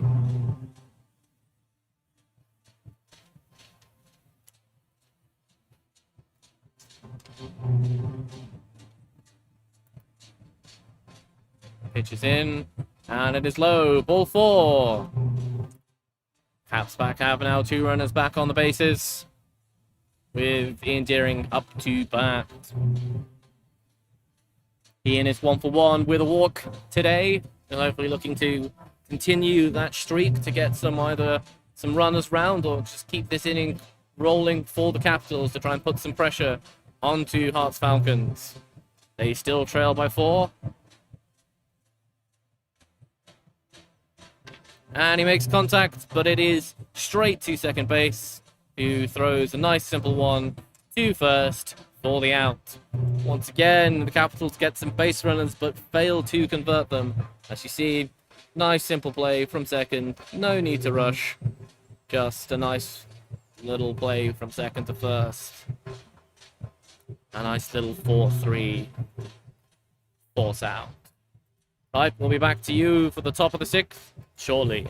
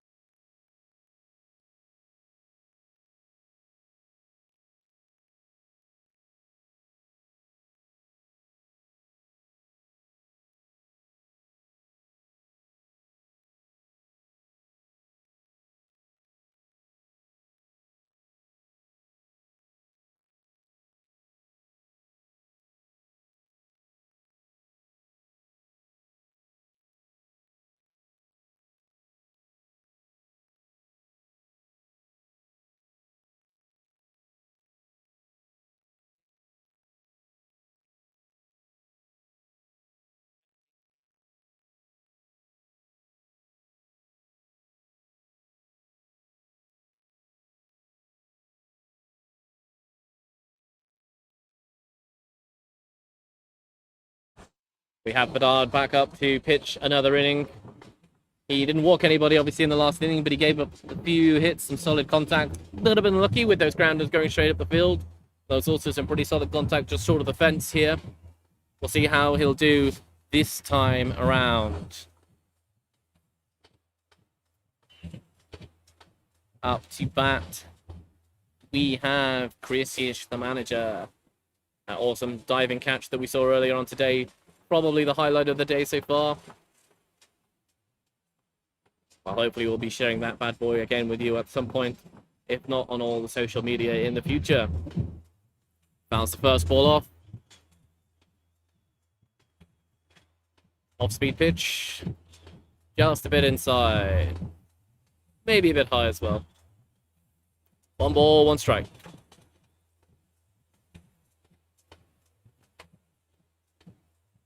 And check swing. Not given. Blue was suggesting that it was maybe high. Not certain on that one. Pitcher was asking if it was inside, but definitely looked a good pitch from here. Obviously, we can't see everything best. But now 2 balls, 1 strike. And good off-speed pitch on the outside. Good swing and a miss. 2 balls, 2 strikes. Pitcher's going to be thinking he should have had his strikeout already, but he's now got to throw 1 more to try and get it done. Here we go. Pitch is in. Oh, in the dirt. Doesn't matter, obviously, because there are no runners on the base. We have a slow on-deck batter. Themselves went back to get the ball. 3 balls, 2 strikes. Full count. Oh. Time called here by Chris. Full count. Checking he was aware. Pitch coming in. I think it's going to be a fastball. It is. Just a bit inside. Oof. Not a bad pitch. Quite surprised he managed to lay up on that one. Where he walks the batter. Which means for the 5th inning in a row, Herts get their leadoff batter on base. Obviously, they only managed to convert that person 2 out of the 4 times previously, but they have gone 0-3, 0-3 for the last 4. See how they'll do here. Will it repeat? Will it be a 0? First pitch to Warrington comes in and swing and a miss. Actually, foul. I do apologize.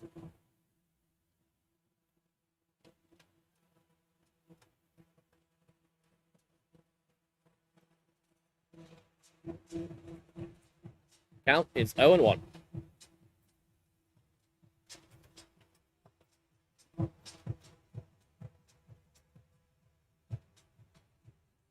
Pitch comes in. Pitch outside. Runner was probably going maybe already, but in the dirt. Gets his way up to seconds. Might be a stolen base. Might be a wild pitch. We'll have to see how that one gets scored. I think the runner was going already. That'd be polite. Give him a stolen base. Runner is now at second. Count is...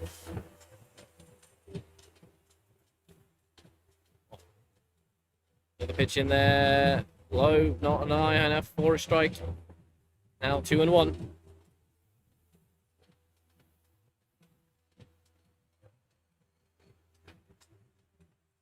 Next pitch in. That one. Oof. That one was high.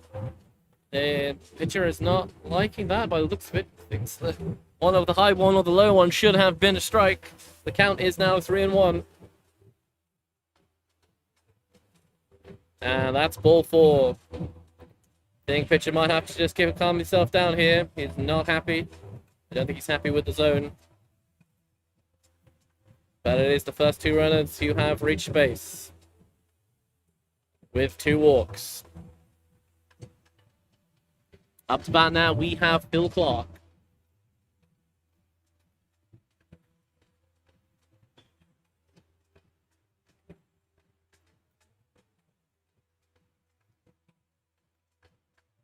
Who takes the first pitch for a ball.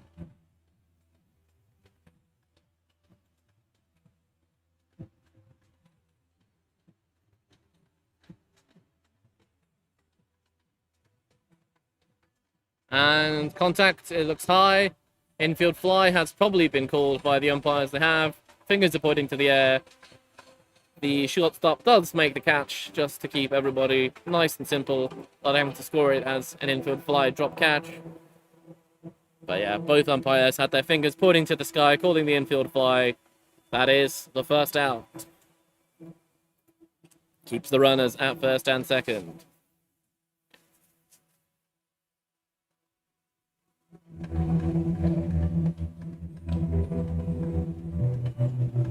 Next one in, off-speed pitch. Oof. High again, just a little bit too high. One ball, no strikes.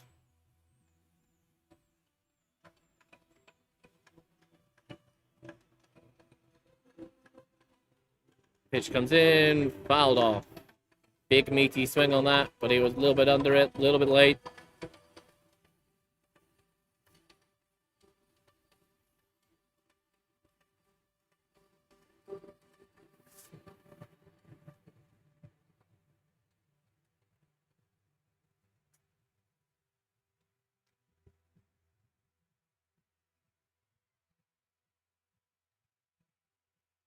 Count is 1-1. Bedard checks the runner. Pitches. Off speed. Got the dribbler. Can he turn it to 2? Fires it to first. They get the 1. Hold it there. Not certain, actually, that the third baseman may have even been expecting that was going to come to him. Thought they might churn the double up the middle. But no, they get the lead runner. Which gets them the second out. So we see here, straight to the pitcher. Fires to third. Yeah, I'm kind of thinking he's maybe not expecting it, but now he thinks he doesn't have a chance of getting the runner. So yeah, they get the lead runner. Who knows, maybe could have had the play at second for the double play, but we'll see whether that matters. Next batter is up. First pitch is a ball.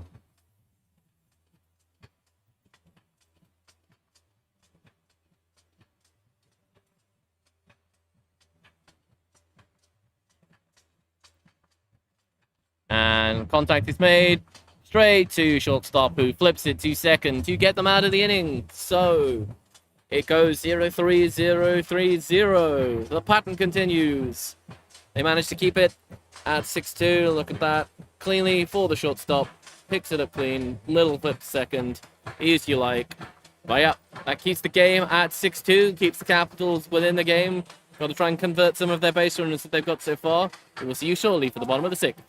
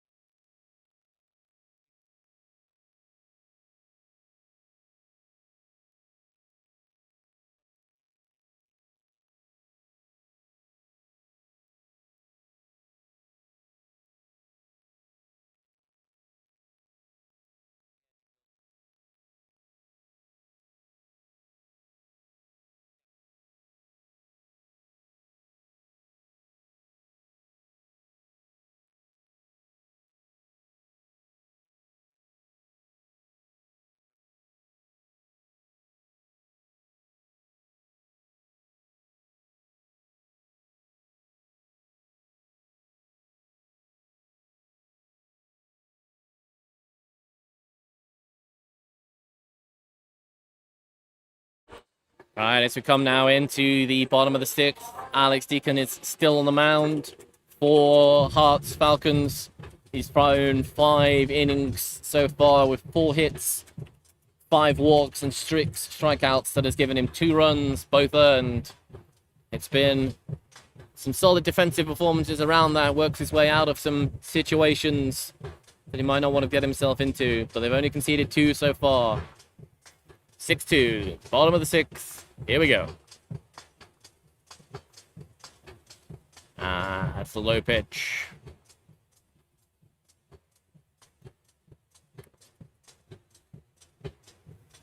Up for the Capitals, we have Leo Cedeno up to bat, the catcher. Takes another pitch, ball 2.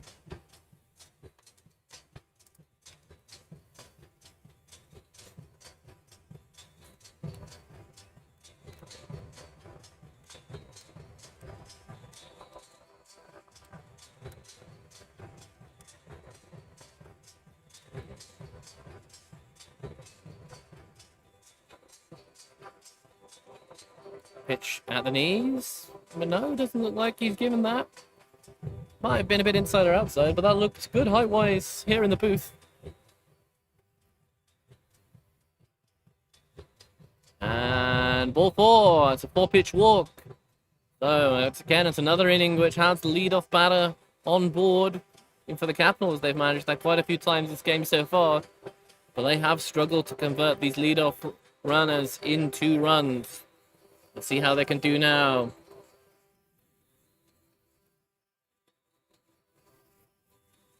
Johan, who was pitching earlier on, has switched out into right field as we were doing earlier on when he came out of the game. Takes the first pitch strike on the off-speed pitch.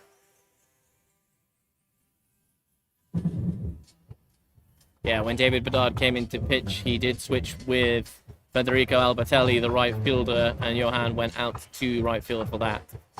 We missed that earlier on. That's a ball. 1 pitch, 1 strike. Nope. Maybe that was a no pitch. I think something may have...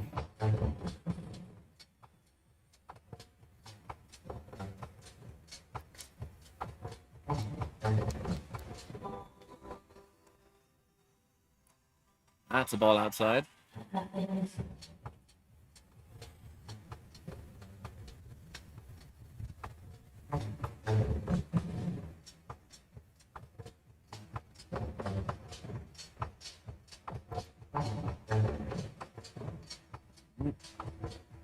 Another pitch inside. 2 balls, 1 strike. Maybe once again, as I said, a little bit in the last inning. Looks like Deacon is maybe struggling to find the zone a little bit now. He is at, like, well into the 90 pitch territory. Probably into hundreds now. Ball outside.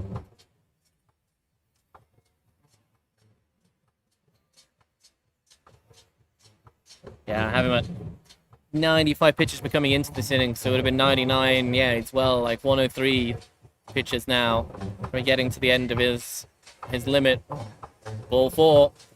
I think this is it. 2 walks in a row. Anybody looking like they're going to come and have a discussion? Catcher comes out. The question is, looking at the way the team's pitching goes, they don't really have too much of an option to relieve him here.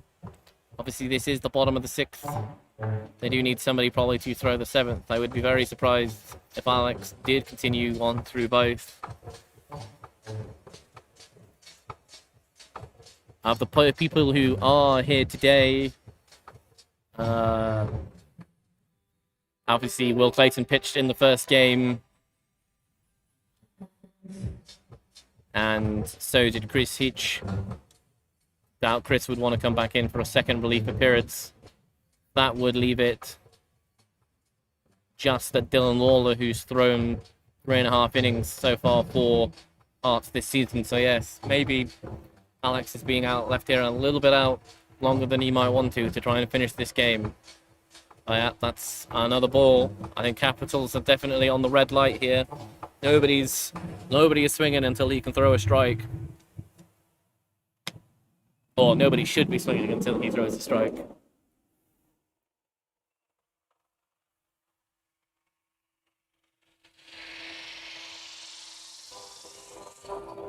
And the ball goes past and goes to the fence. The runners both advance on that wild pitch. It's now 3 balls, no strikes. Runners now at 3rd and 2nd for Gordon Shepard.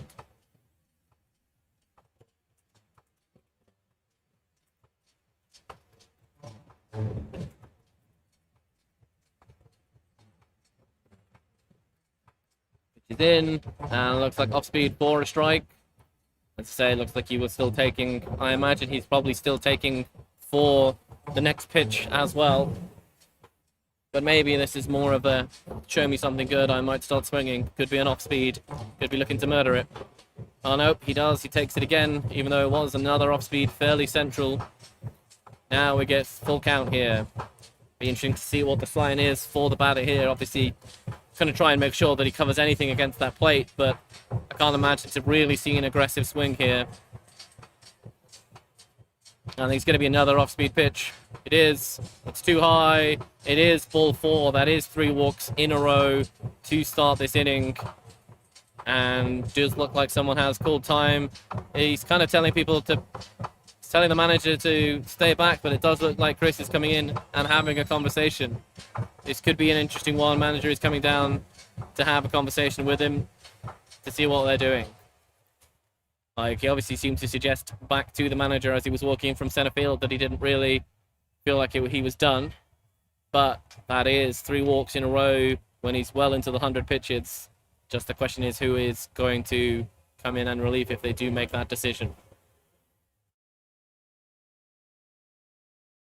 And he is done for the day. Does look like he is pulling him out. Now we'll just see the interesting question of who's coming in to pitch. Does it look like Chris himself, manager again, who closed out the previous game? It looks like he's going to pitch again for the 2nd time today. So here we go. Manager puts it all on his back. It is now 6-2 with the bases loaded with no outs. So tying run is now at the plate. We'll see how he does. Very important moments here. Obviously, during our break, there the music is playing.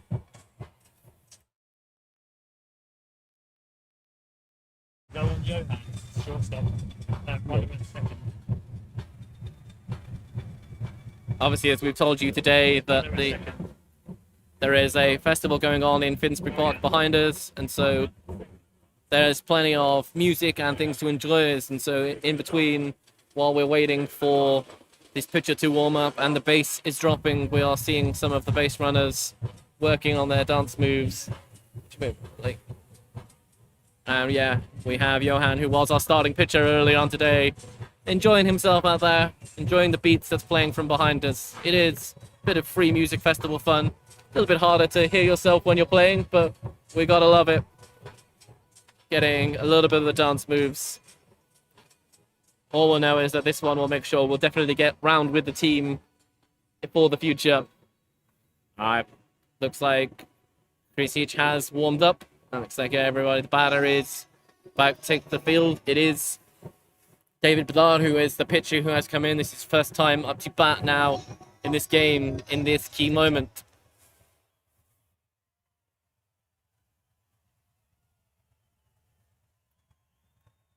So, manager takes the mound.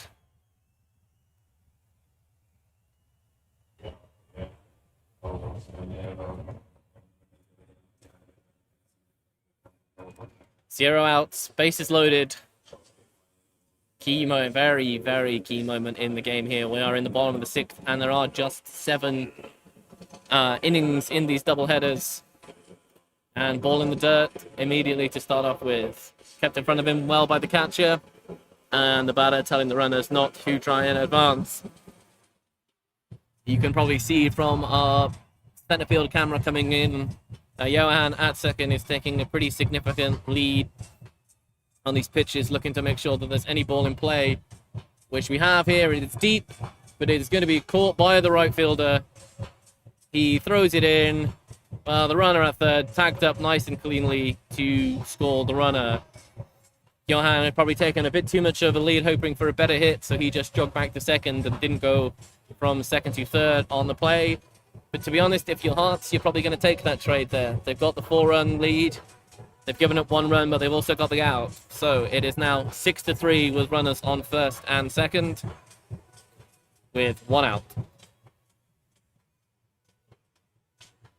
And we get another ball in play. No, it's caught straight to the second baseman.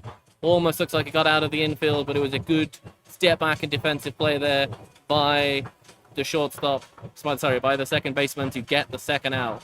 So very quickly, as we'll see here, that play, high pitch, swung on, just straight onto the edge of the grass there, caught easily. That is the second out. Now, big at bat here now. We're back to the top of the order for the Capitals, who you think really got to try and drive in those runs. Walzaka takes the first pitch for a strike.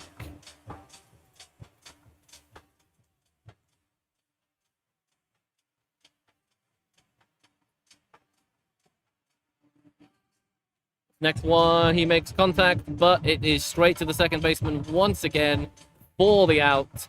That gets them their third out, gets them out of that jam. Bases loaded with no outs, only giving up 1 run to keep the game at 6-3. A great bit of management, I think, there. That pitching change absolutely worked. Just put the ball in the strike zone, got some balls in play, and his defense did everything that they could. So, it is now 6-3 going into the top of the 7th, which is the last inning in this doubleheader of the second game. Speak to you shortly.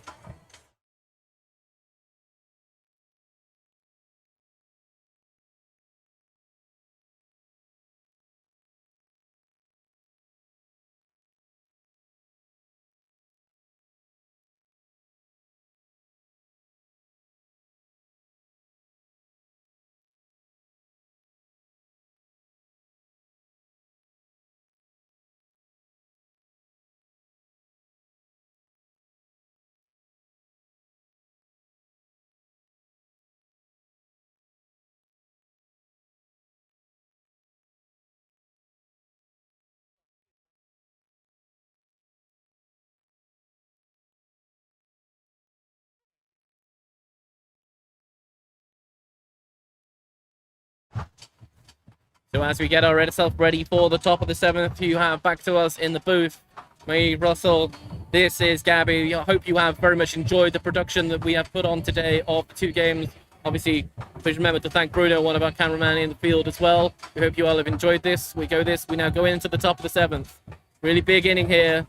The Caps obviously want to make sure that they don't give up any more runs, so they stand a chance. They've got base runners in a lot of innings, but they just haven't managed to convert those into runs. But they will think they'll get another chance against Chris Hitch if he pitches in the 7th. So it's important that the Capitals don't really give up too many here to make sure they've still got a chance to walk it off in grand fashion coming into the bottom of the 7th. Next, here we go, boys and girls. Looks like we're ready for the lead-off hitter.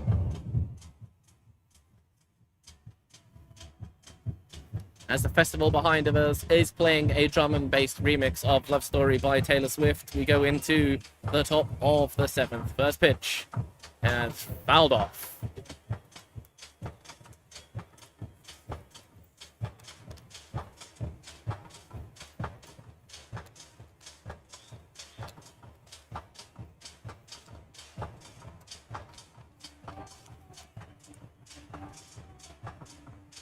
And ground ball makes the gap between third and short, which, what does that mean? Yes, boys and girls, that means for the 6th inning in a row, the Herts have managed to get their leadoff runner on board. Will they continue the trend and go 0-3, 0-3, 0-3? Or will the Capitals get out of this inning and give themselves still a chance to get back in and walk it off?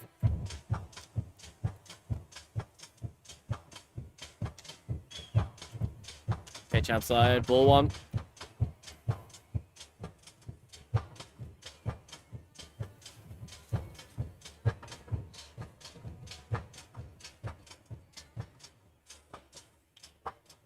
Ball, another one that's just lightly over the infield. Ooh. Maybe a close play at first. Did they get the out? Yes, they did. As we can get that back on replay. Did we get it, boys and girls? Let's have a look. See. Gets to the fielder who throws it back to first. Oh, yes.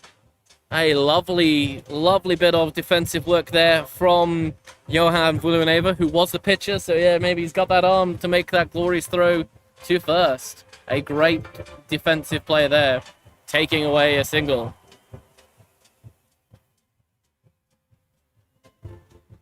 And another soft grounder. This time it comes to the shortstop, who throws it. Good reach there by the first baseman. I actually realized that we've missed it, that it looks like... No, David... No, the pitching has changed, hasn't it?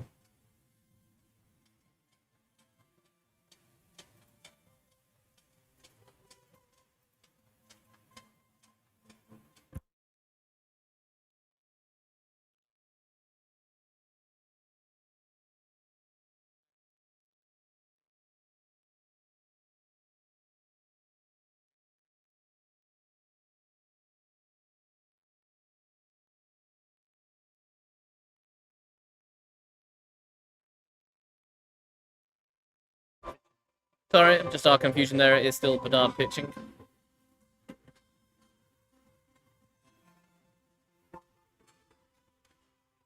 Lovely pitch for a strike there.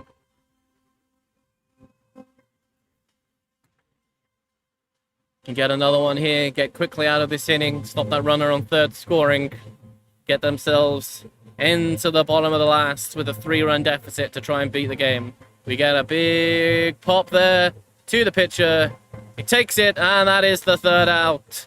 They managed to get themselves out of that inning without giving up a run. So we go into bottom of 7, the last. Watch that play. Just again. Popped up. Cleanly in. And taken by the pitcher. Yep, so we now move into the bottom of the 7th. This is the last half inning, obviously, unless they tie it up. But they are 3 runs to the deficit. That's what they need to make up. They need to convert those base runners that they really haven't managed to do so far in this second game. Need to do like they did in the first. We'll catch you shortly for the bottom of the 7th.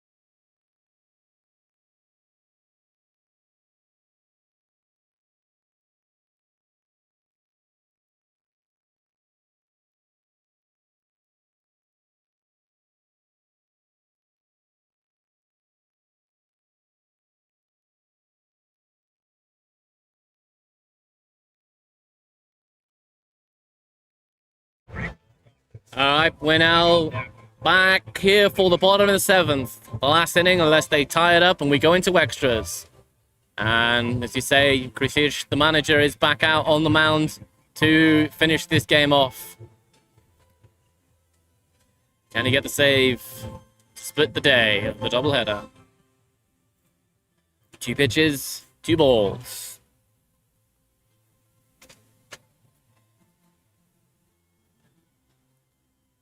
Looks like another ball there. We are at the 2-hitter here for the Capitals. They are coming through what should be the power pod of their lineup. 2-3-4 to at least start this inning. So, but that is a 4-pitch walk to Peter.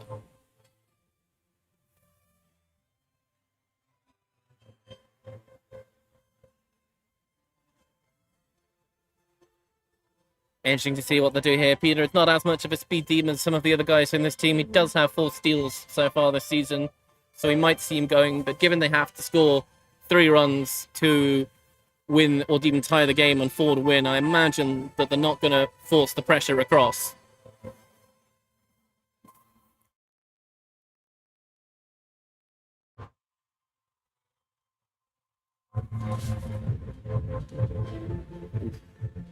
Nice little frame job there, but no, it's still 1 ball, 1 strike.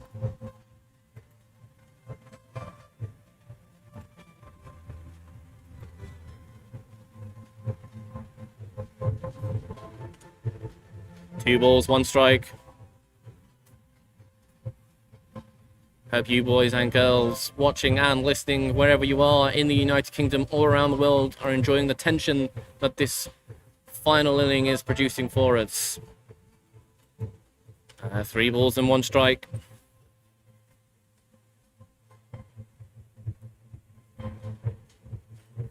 I imagine Reese here is probably not going to be swinging on this pitch. Only seeing what he gets. Oh, but he does. I am completely wrong. I'd have said the 3-1 there, where he'd thrown 4 ball walk to the batter before was very much wait and see. But hey, what do I know? I'm just a single A commentator.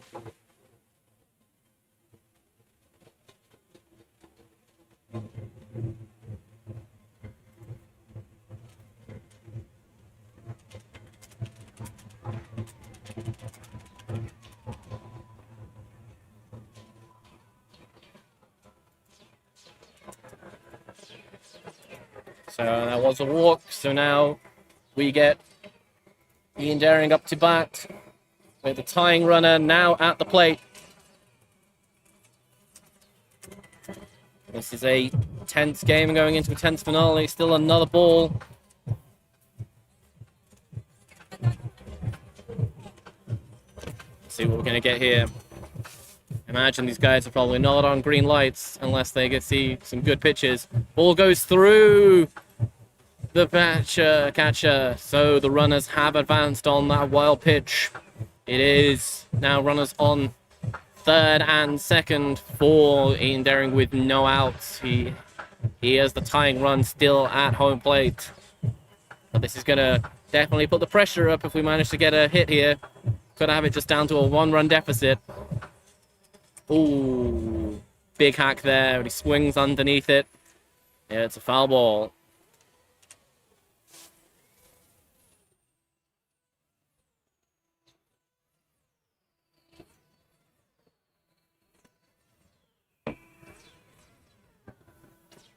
Ooh, another foul ball.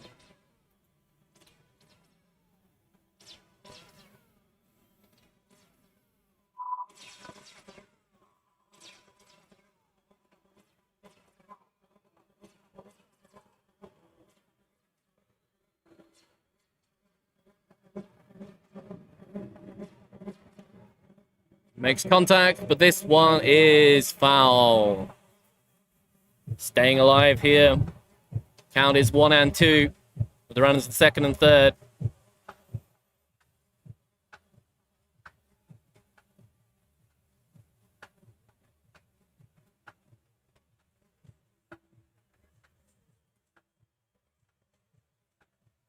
Pitch was the ball. 2 balls, 2 strikes.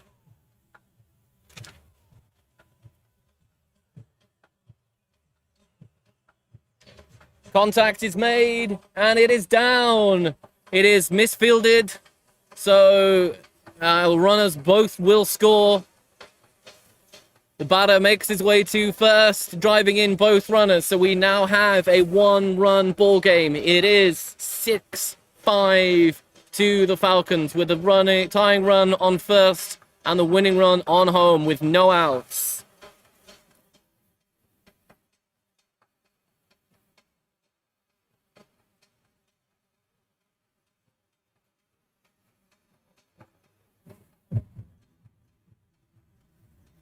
Thank you to Tyler and Rose for the comments on our YouTube channel. We hope you all have enjoyed today and watching a bit of British baseball. You have seen, hopefully, some fairly entertaining games, and this one still could entertain us further with now the tying run at first. Now the tying run is at second on that wild pitch. Now it is no out still. Runner is now on second. Are we going to have potentially a pinch runner? No. Yes, I think we are. We're going to see a pinch runner.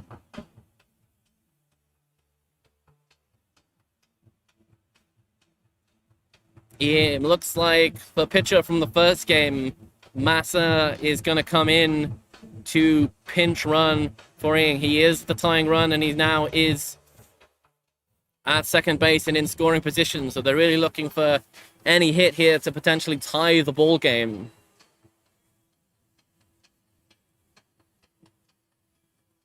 Let's see, this will be an interesting one.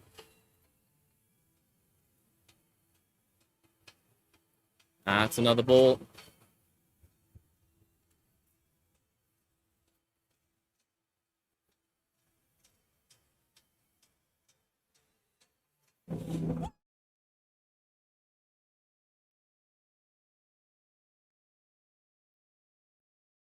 And that is a walk, which now means that the tying run is on second and the winning run is on third here as we go into the bottom of the seventh.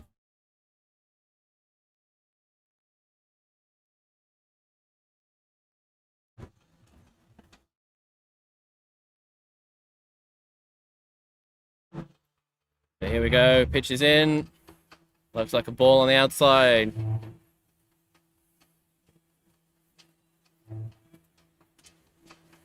You can see here, a base hit probably from Johan with massive speed may tie the game. Takes another one for a ball, just a bit inside. Off speed, I thought might have clipped the corner of the plate, but it didn't look like it did. 2 balls, no strikes. Ooh, big swing there. 2 balls, 1 strike. That looked like he wanted to end the game in one swing there. Obviously, any ball gets fairly close to the fence, this game is tied, potentially. It goes into a lead, but now it's 3 balls and 1 strike. This could leave ourselves in the position where any walk after this could be bringing in the tying run. 3 balls, 1 count. Does he have the green light? The pitch is in. He does. Big swing. It probably was a strike. It was the off speed. He swung underneath it probably a little bit early as well. Now, a big moment here. Full count. We still do have no out, so the Caps still have time to bring this runner across, but this is a big one for Herts. And he strikes him out. A big off-speed pitch there again. Went to it 2 times in a row, and he swung past it twice. So, we now continue through the order now. We have Gordon Shepherd up at the plate, with the runners still at first and second. Tying runner at second, winning runner at first. First pitch is in for a strike. Chris is looking at this off speed now. I think he's looking to locate that quite well. Fastball's not been treating him too well in this inning, so we'll see. But he does throw one. They get the one. They get the lead runner. Throw to first. Not in time. But that is the second out. So that ground ball in the third base direction means that we do now have runners on first and second still. But we are now at 2 outs. We are in crunch time, as you could say, in baseball. Whatever happens after this, we now obviously have David Bedard, who was the pitcher, so he can give himself the lead as well, the winning pitcher, as well as walking the game off if he does something here. Ball in the dirt.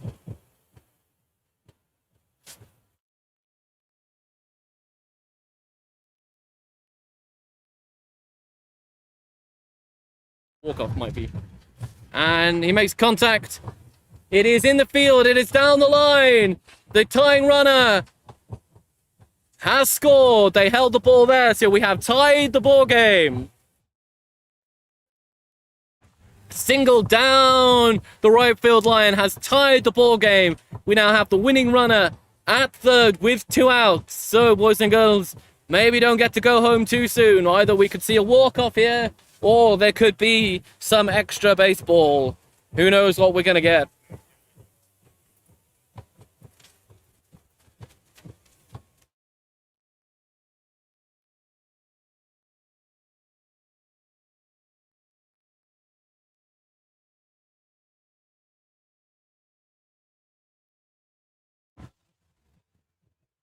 So here we are, back with Lewis Wamper, number 9 hitter. Takes the first pitch for a strike. Big moment here. Lou is a speedy boy. I'm not going to say they might attempt something quite ludicrous, like a suicide squeeze for a walk-off, but he does make low contact, but it is straight back to the pitcher, which in our books, we have that at 6 apiece after 7, which means we're going into extra innings, boys and girls. We got some extra baseball.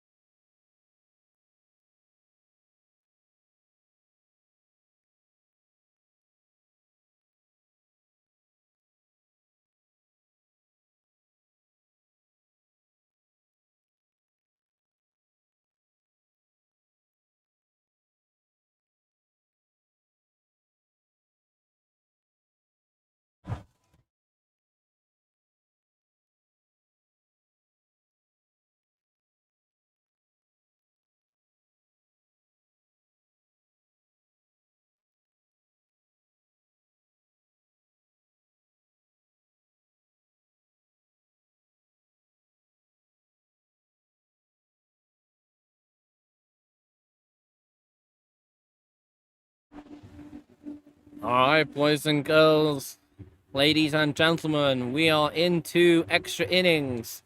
So you can see, well, you can't see, can we pan out and see that there is a runner on second and there is a runner on first, which is what the rules we have for extra inning baseball in the United Kingdom. So here we have it. Going into the top of the 8th. Extra innings baseball. Remember, runners on first and second. These are the last 2 people out in the batting order from the previous inning. So, squares up for the bunt. Drops it down. Gets to play it first. But yeah, they advanced the 2 runners across. It does look like Massa has stayed in at first base after pinch running in the last innings. So they did advance the runners to second and third, but we do have 1 out now. Okay, you can see that picked up clean. Throw to first, nicely done.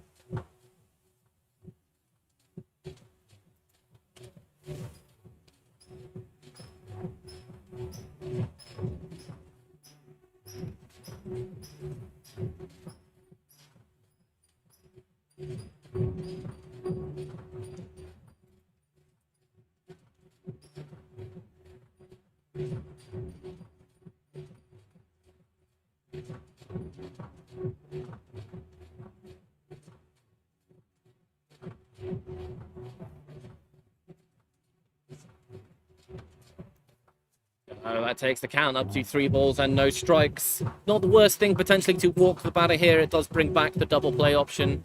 Obviously, they would very much just like to get a strikeout, but he does take a strike there to get it to 3 balls and 1 strike.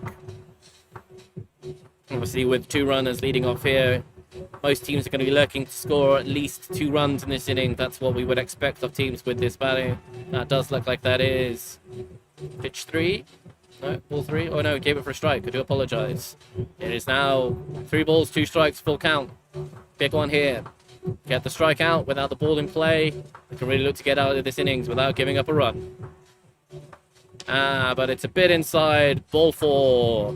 Bases are loaded, but that does obviously bring back in the double play options here, or just the force out at home for those dribblers.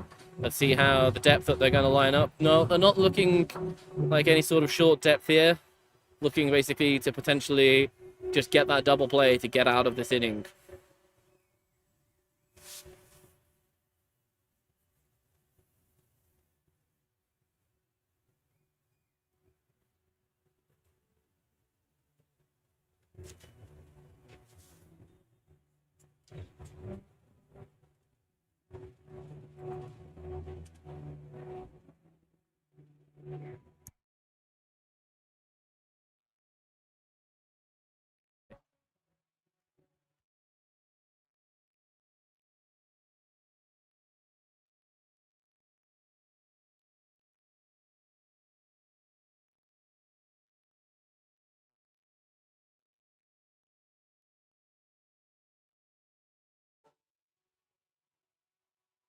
It's 2 balls there to start this at bat.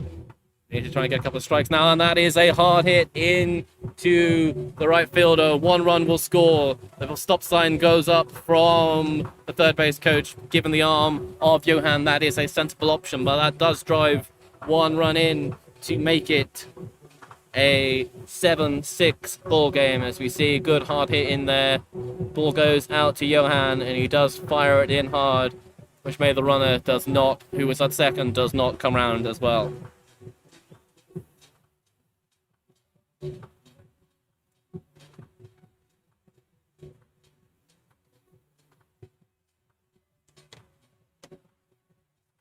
Ooh, big swing on that one, fouled off behind, back to the plate.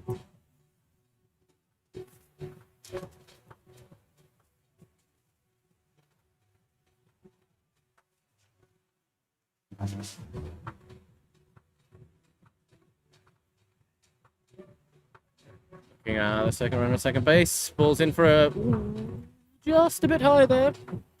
1 ball, 1 strike.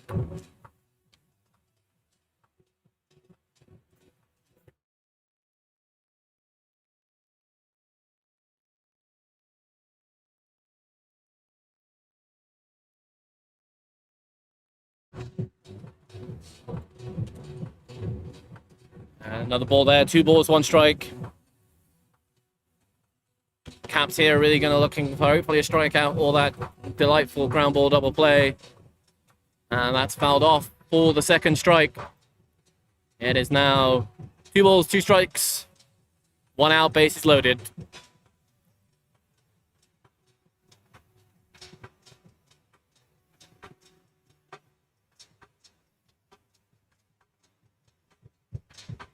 And he gets the strikeout. Ooh, a little bit of a sidearm pitch there from Bedard, but he does not get the call. Now, I think that is 3 balls, 2 strikes, full count. Really got to get this one over the plate. If he does not get this one over the plate, he's going to walk in another run to take the lead up to 2 for Herts. Here we go. Pitch comes in. It swung and it is fouled off. The count stays at 3-2. As I say, Herts now have got 1 in this extra inning, but they're going to look for more to try and make sure that they can get a good chance of holding out again, once again, for the win.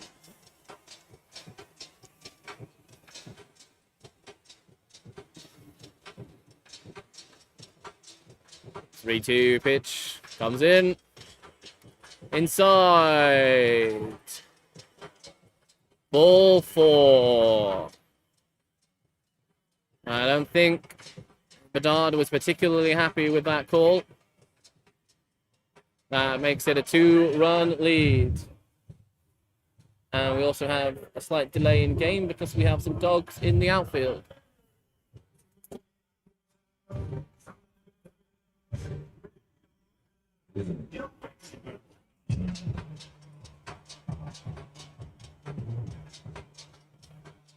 Too late. Okay, yep, just a slight delay there because some dogs jumped the outfield fences. But yep, it's now still 1 out, bases loaded for the Falcons. They have driven in 2 in this extra inning. And another big swing and a foul there.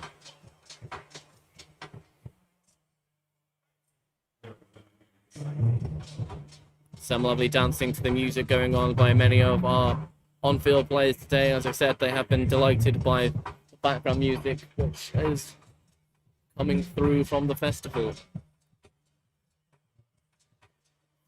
And that's a ball. Oh no, he's giving us a strike. Well, that was a little bit outside, given everything that we've seen today, but 2 balls. Sorry, no balls, 2 strikes.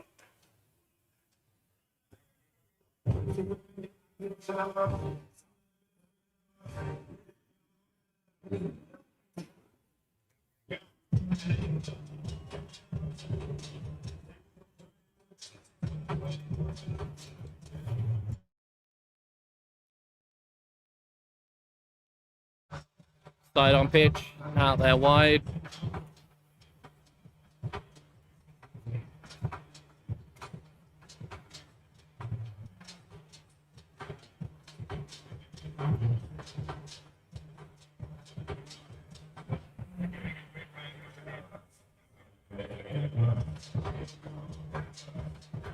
That's another ball. 2 balls, 2 strikes.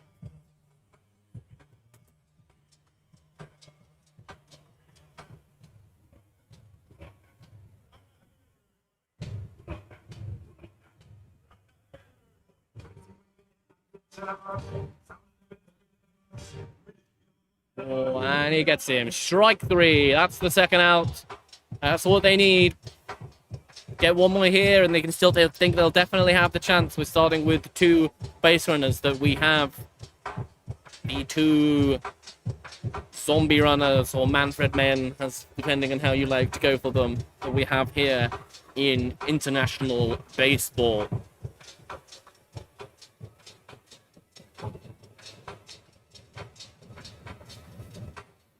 Oh, big swing there on that first pitch.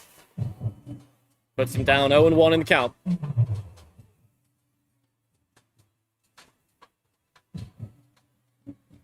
Here we have this now.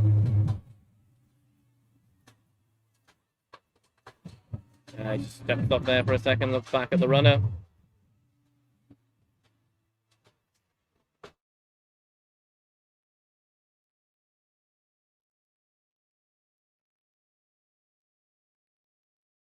And that is popped foul for the second out. Second strike.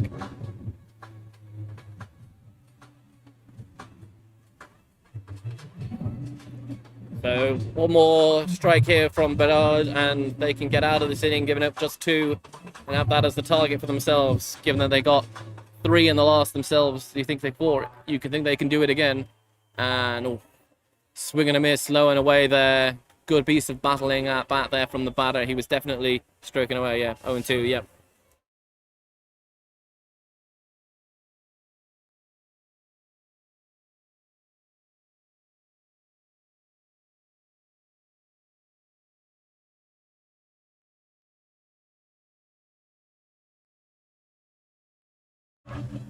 And gets a soft one to second base. They get the out to end the inning, which means that the Falcons managed to put 2 over the plate. As you just see that there, and that's a little soft grounder straight to the fielder.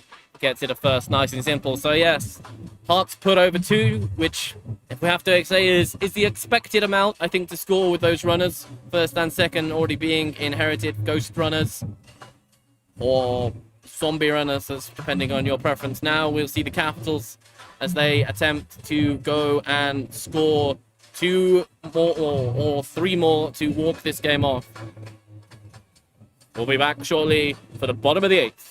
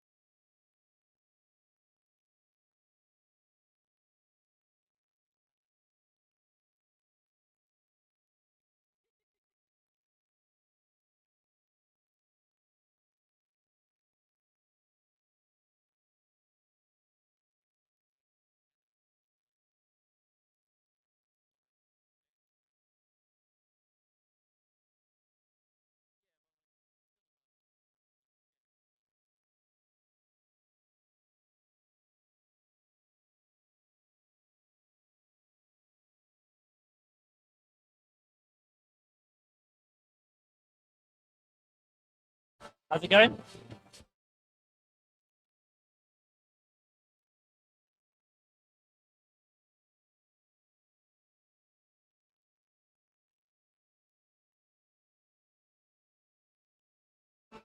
So here we are coming back into the bottom of the 8th.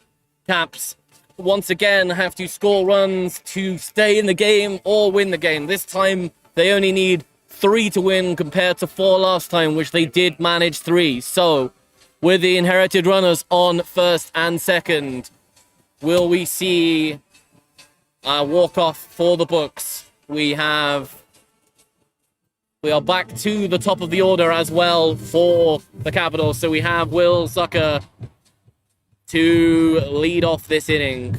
Brisic still on the mound again with another one.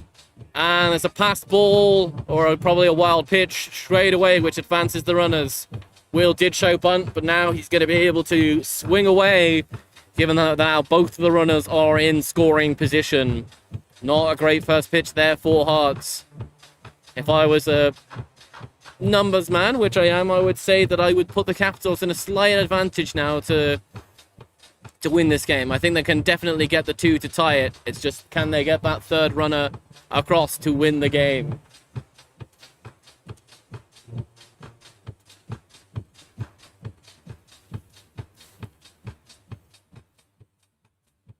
That's another ball.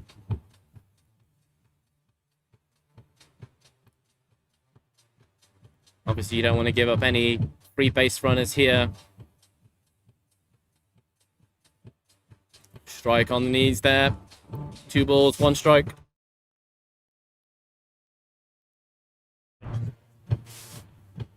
And another pitch. And fouled off. I think definitely we're watching Krisic put on a performance today. His outstanding center field defensive play coming in relief in both innings today. It's really amazing to see what a performance from Chris, who has the manager and a player on this team. But can he close it out? That's the question. And that's a big hit. It is over the left fielder's head. It is to the fences. It stays within the field. So we have both runners scoring. He's looking to go to third for the triple. He gets a triple. He's got the 2 tying runs in. And now he stands at third as the leading run. If they knock him in, they will score. They have 3 outs to do it with as well. We have a tied ball game, boys and girls. 8 runs apiece. The Capitals have the winning run 90 feet away with 3 outs. A phenomenal hit there from Will Zucker, and absolutely unbelievable speed to turn that into a triple as it went over the left fielder's head and into the fence. Now, they've got 3 outs. What do? You can see the infield is playing in here. They have to make sure that this runner does not score anything outside of the infield, and it's probably ball game. And there it is. It's hit. It's a walk-off. The Capitals have walked it off. Pete Waterman with the hit, and that is a walk-off for the Capitals. They get out there, they mob the man around first. That is a beautiful and a fantastic way to end a game today. I hope you boys and girls and ladies and gentlemen and anybody who's been watching today has thoroughly enjoyed yourself. This has been a fantastic game of baseball. I hope you have all enjoyed seeing what British baseball can offer.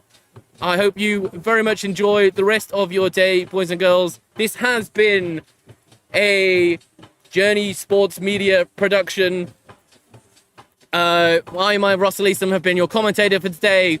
Gabby Martins has been on control of the cameras, switching between all the things from the booth. Thank you all. Bruno Fortes, our man in the crowd, on the mic, and on the showing those camera angles that you'll see in close up now. I do have to say, I think obviously we've seen two games today. MVP of the first game was definitely Massa, the pitcher for the Capitals, absolutely phenomenal. But even though he's probably given up the winning run there after coming in relief, I do still have to say probably MVP of game two was Chris Hitch. Absolutely phenomenal performance there. There he goes, that and did everything that he can for his team. Unbelievable. I hope you have enjoyed yourself, boys and girls. I have. That is the end of the game.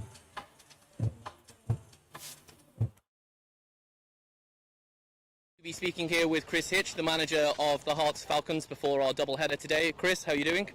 Very good. How about yourself? Yeah, I'm doing good, thanks. We're here trying to basically show the world British baseball. First, I'd love if you could give a little bit introduction to Herts baseball. Yeah, well, Herts Baseball has been one of the biggest clubs in the country, alongside the Mets organization. And as a Herts Falcons, myself, I've been here 12 years, either being a player, now being a coach player. And how has this kind of like first season like in the NBL like been for you guys? Obviously, like there's been massive efforts in trying to improve what Herts baseball can actually do for the club and the community around it. So how have you kind of like felt for this first season in the NBL? Yeah, I mean, it's been quite great from an organizational point of view, in the sense of establishing the team. We have a lot of young GB players, so that is good. So we have the foundations for hopefully a growth and competing for the championship. Unfortunately, on the field, we have not done as well as we hoped for, but I think we have seen a massive improvement throughout the year. Yeah, no, that's great to see. I think anything that can be done to improve baseball's position within the United Kingdom, I love to see the work that you guys have been doing to kind of get people down as fans, to actually kind of get this, to see what's actually going on. Obviously, not been the best season for the club as a whole. It's been a pretty good season for you with the bat. Yeah, you've had a good one with the bat. Tell us, like, how yourself, like, how do you continue to kind of perform after, say, like 12, 13 years of like baseball? What's your regime? I'm glad that you have done some homework on my performance. Well, I mean, I'm a veteran of the game, and I try to keep myself ready by I have a little net at home, so I can do just tee work. But it does help, and hopefully of getting in shape, running a little bit. That's all I can do. But I'm trying to my best. It's hard. I'm delighted, especially with a team like the Caps. They have very good players, very good pitchers nowadays too, so they have improved quite a lot, and so it's always difficult. But I think it's just dedication, be there every weekend, every practice, and trying to do our best. So yeah, that's cool. Thank you very much, Chris. Best of luck today. Have a good one. Thank you. I'm delighted to be joined by Cole Ryan, who is one of the co-managers of the London Capitals. How are you doing today, Cole? Doing well, feeling good about today. Yeah, so we're obviously here down to see a couple of NBL games. Would you like to give us a little bit of info around the London Capitals and how you guys came to be and how far you've been doing so far? Yeah, sure. So we were originally in the AAA Metros back in 2016. I'm delighted to be joined by Cole Ryan, who is one of the co-managers of the London Capitals. How are you doing today, Cole? Doing well, feeling good about today. Yeah, so we're obviously here down to see a couple of NBL games. Would you like to give us a little bit of info around the London Capitals and how you guys came to be and how far you've been doing so far? Yeah, sure. So we were originally in the AAA Metros back in 2016. We moved up to NBL and have been succeeding pretty well in that for the last couple of years, representing the club and the country in CEBs for the last 3 years after COVID and everything. This year we're sitting sort of middle of the table. We're secured third place, so today is really about getting ready, getting the reps in, and getting ready for playoffs. Yeah, so playoff baseball is what you guys want to do when you go, like, who do you think is going to show us some highlight plays today? Who you want to nominate as, like, on the bat to have a look at today? I'd have a look at Leo Cedeno Petonia. He's coming back from injury right now, swinging a hot bat at the minute. Have a look at Julio. He's going to be swinging well as always. But have a look for guys like Pete Weidman. Went 3 for 4 last weekend from the 9-hole, producing a lot from the bottom half of the lineup. Awesome. Cole, just one of the things, like, you've played baseball for a long time. How do you kind of, like, stay in shape for baseball? What's, like, your regime to kind of continue to go, like, well into a long career? It's about pacing yourself, right? Like, this is a marathon, not a sprint, a season.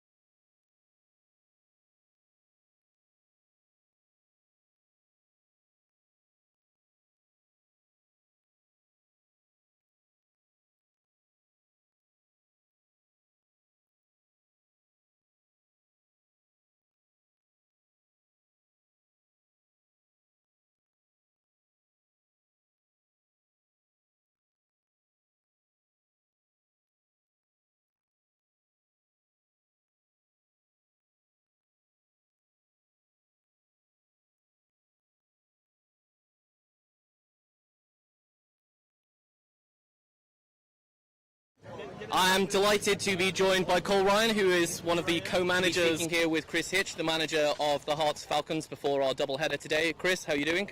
Very good. How about yourself? Yeah, I'm doing good, thanks. We're here trying to basically show the world British baseball. First, I'd love if you could give a little introduction to Herts baseball. Yeah, well, Herts Baseball has been one of the biggest clubs in the country. Alongside, Let's do recorded. We take it over there. Then. Okay, so I'm stood here with Will Zucker after a phenomenal walk-off performance for the Caps. Absolutely phenomenal. How did that triple to get the 2 tying runs in feel? It was a pretty great at bat, yeah? Yeah, that was a good at bat. They scored 2 runs. I wanted to make sure we scored 2 runs, and basically that was it. And so, yeah, hit the ball, saw it go, and ended up being a triple, which was good. So, yeah. Yeah, absolutely. Busted your gut to get around there to go for that triple. How'd obviously those 2 wins for the day, obviously really good stuff from yourself today, some stolen bases, everything going into it. How do these games kind of like build yourself up to getting into that postseason, which you guys have got still to come? Yeah, I mean, everyone's trying to do everything for their individual sake, but at the end of the day, we always want to win. So, especially up against a very tough Essex side, who they've been better than us this regular season. So, just wanted to go out there and do our best, and hopefully be as best prepared for next week. Well, yeah, congratulations, Will. It was great stuff today. Well done for the Capitals. We'll see you guys in the future. Thank you.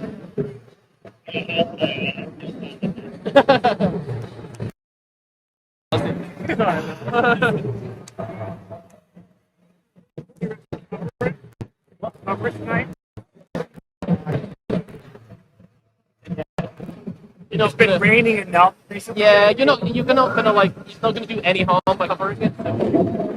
Fucking game, much better.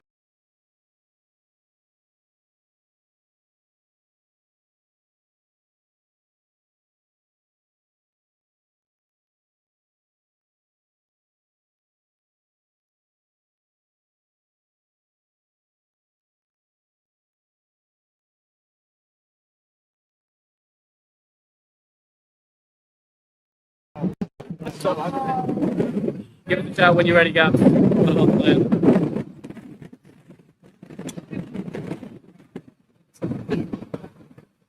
we not be immature, please? Okay, I'm stood here with Jack Warrington after the game today. Obviously, it's a tough loss to take something like that, but there was some really positives from you guys going back in that second game. How the first game went?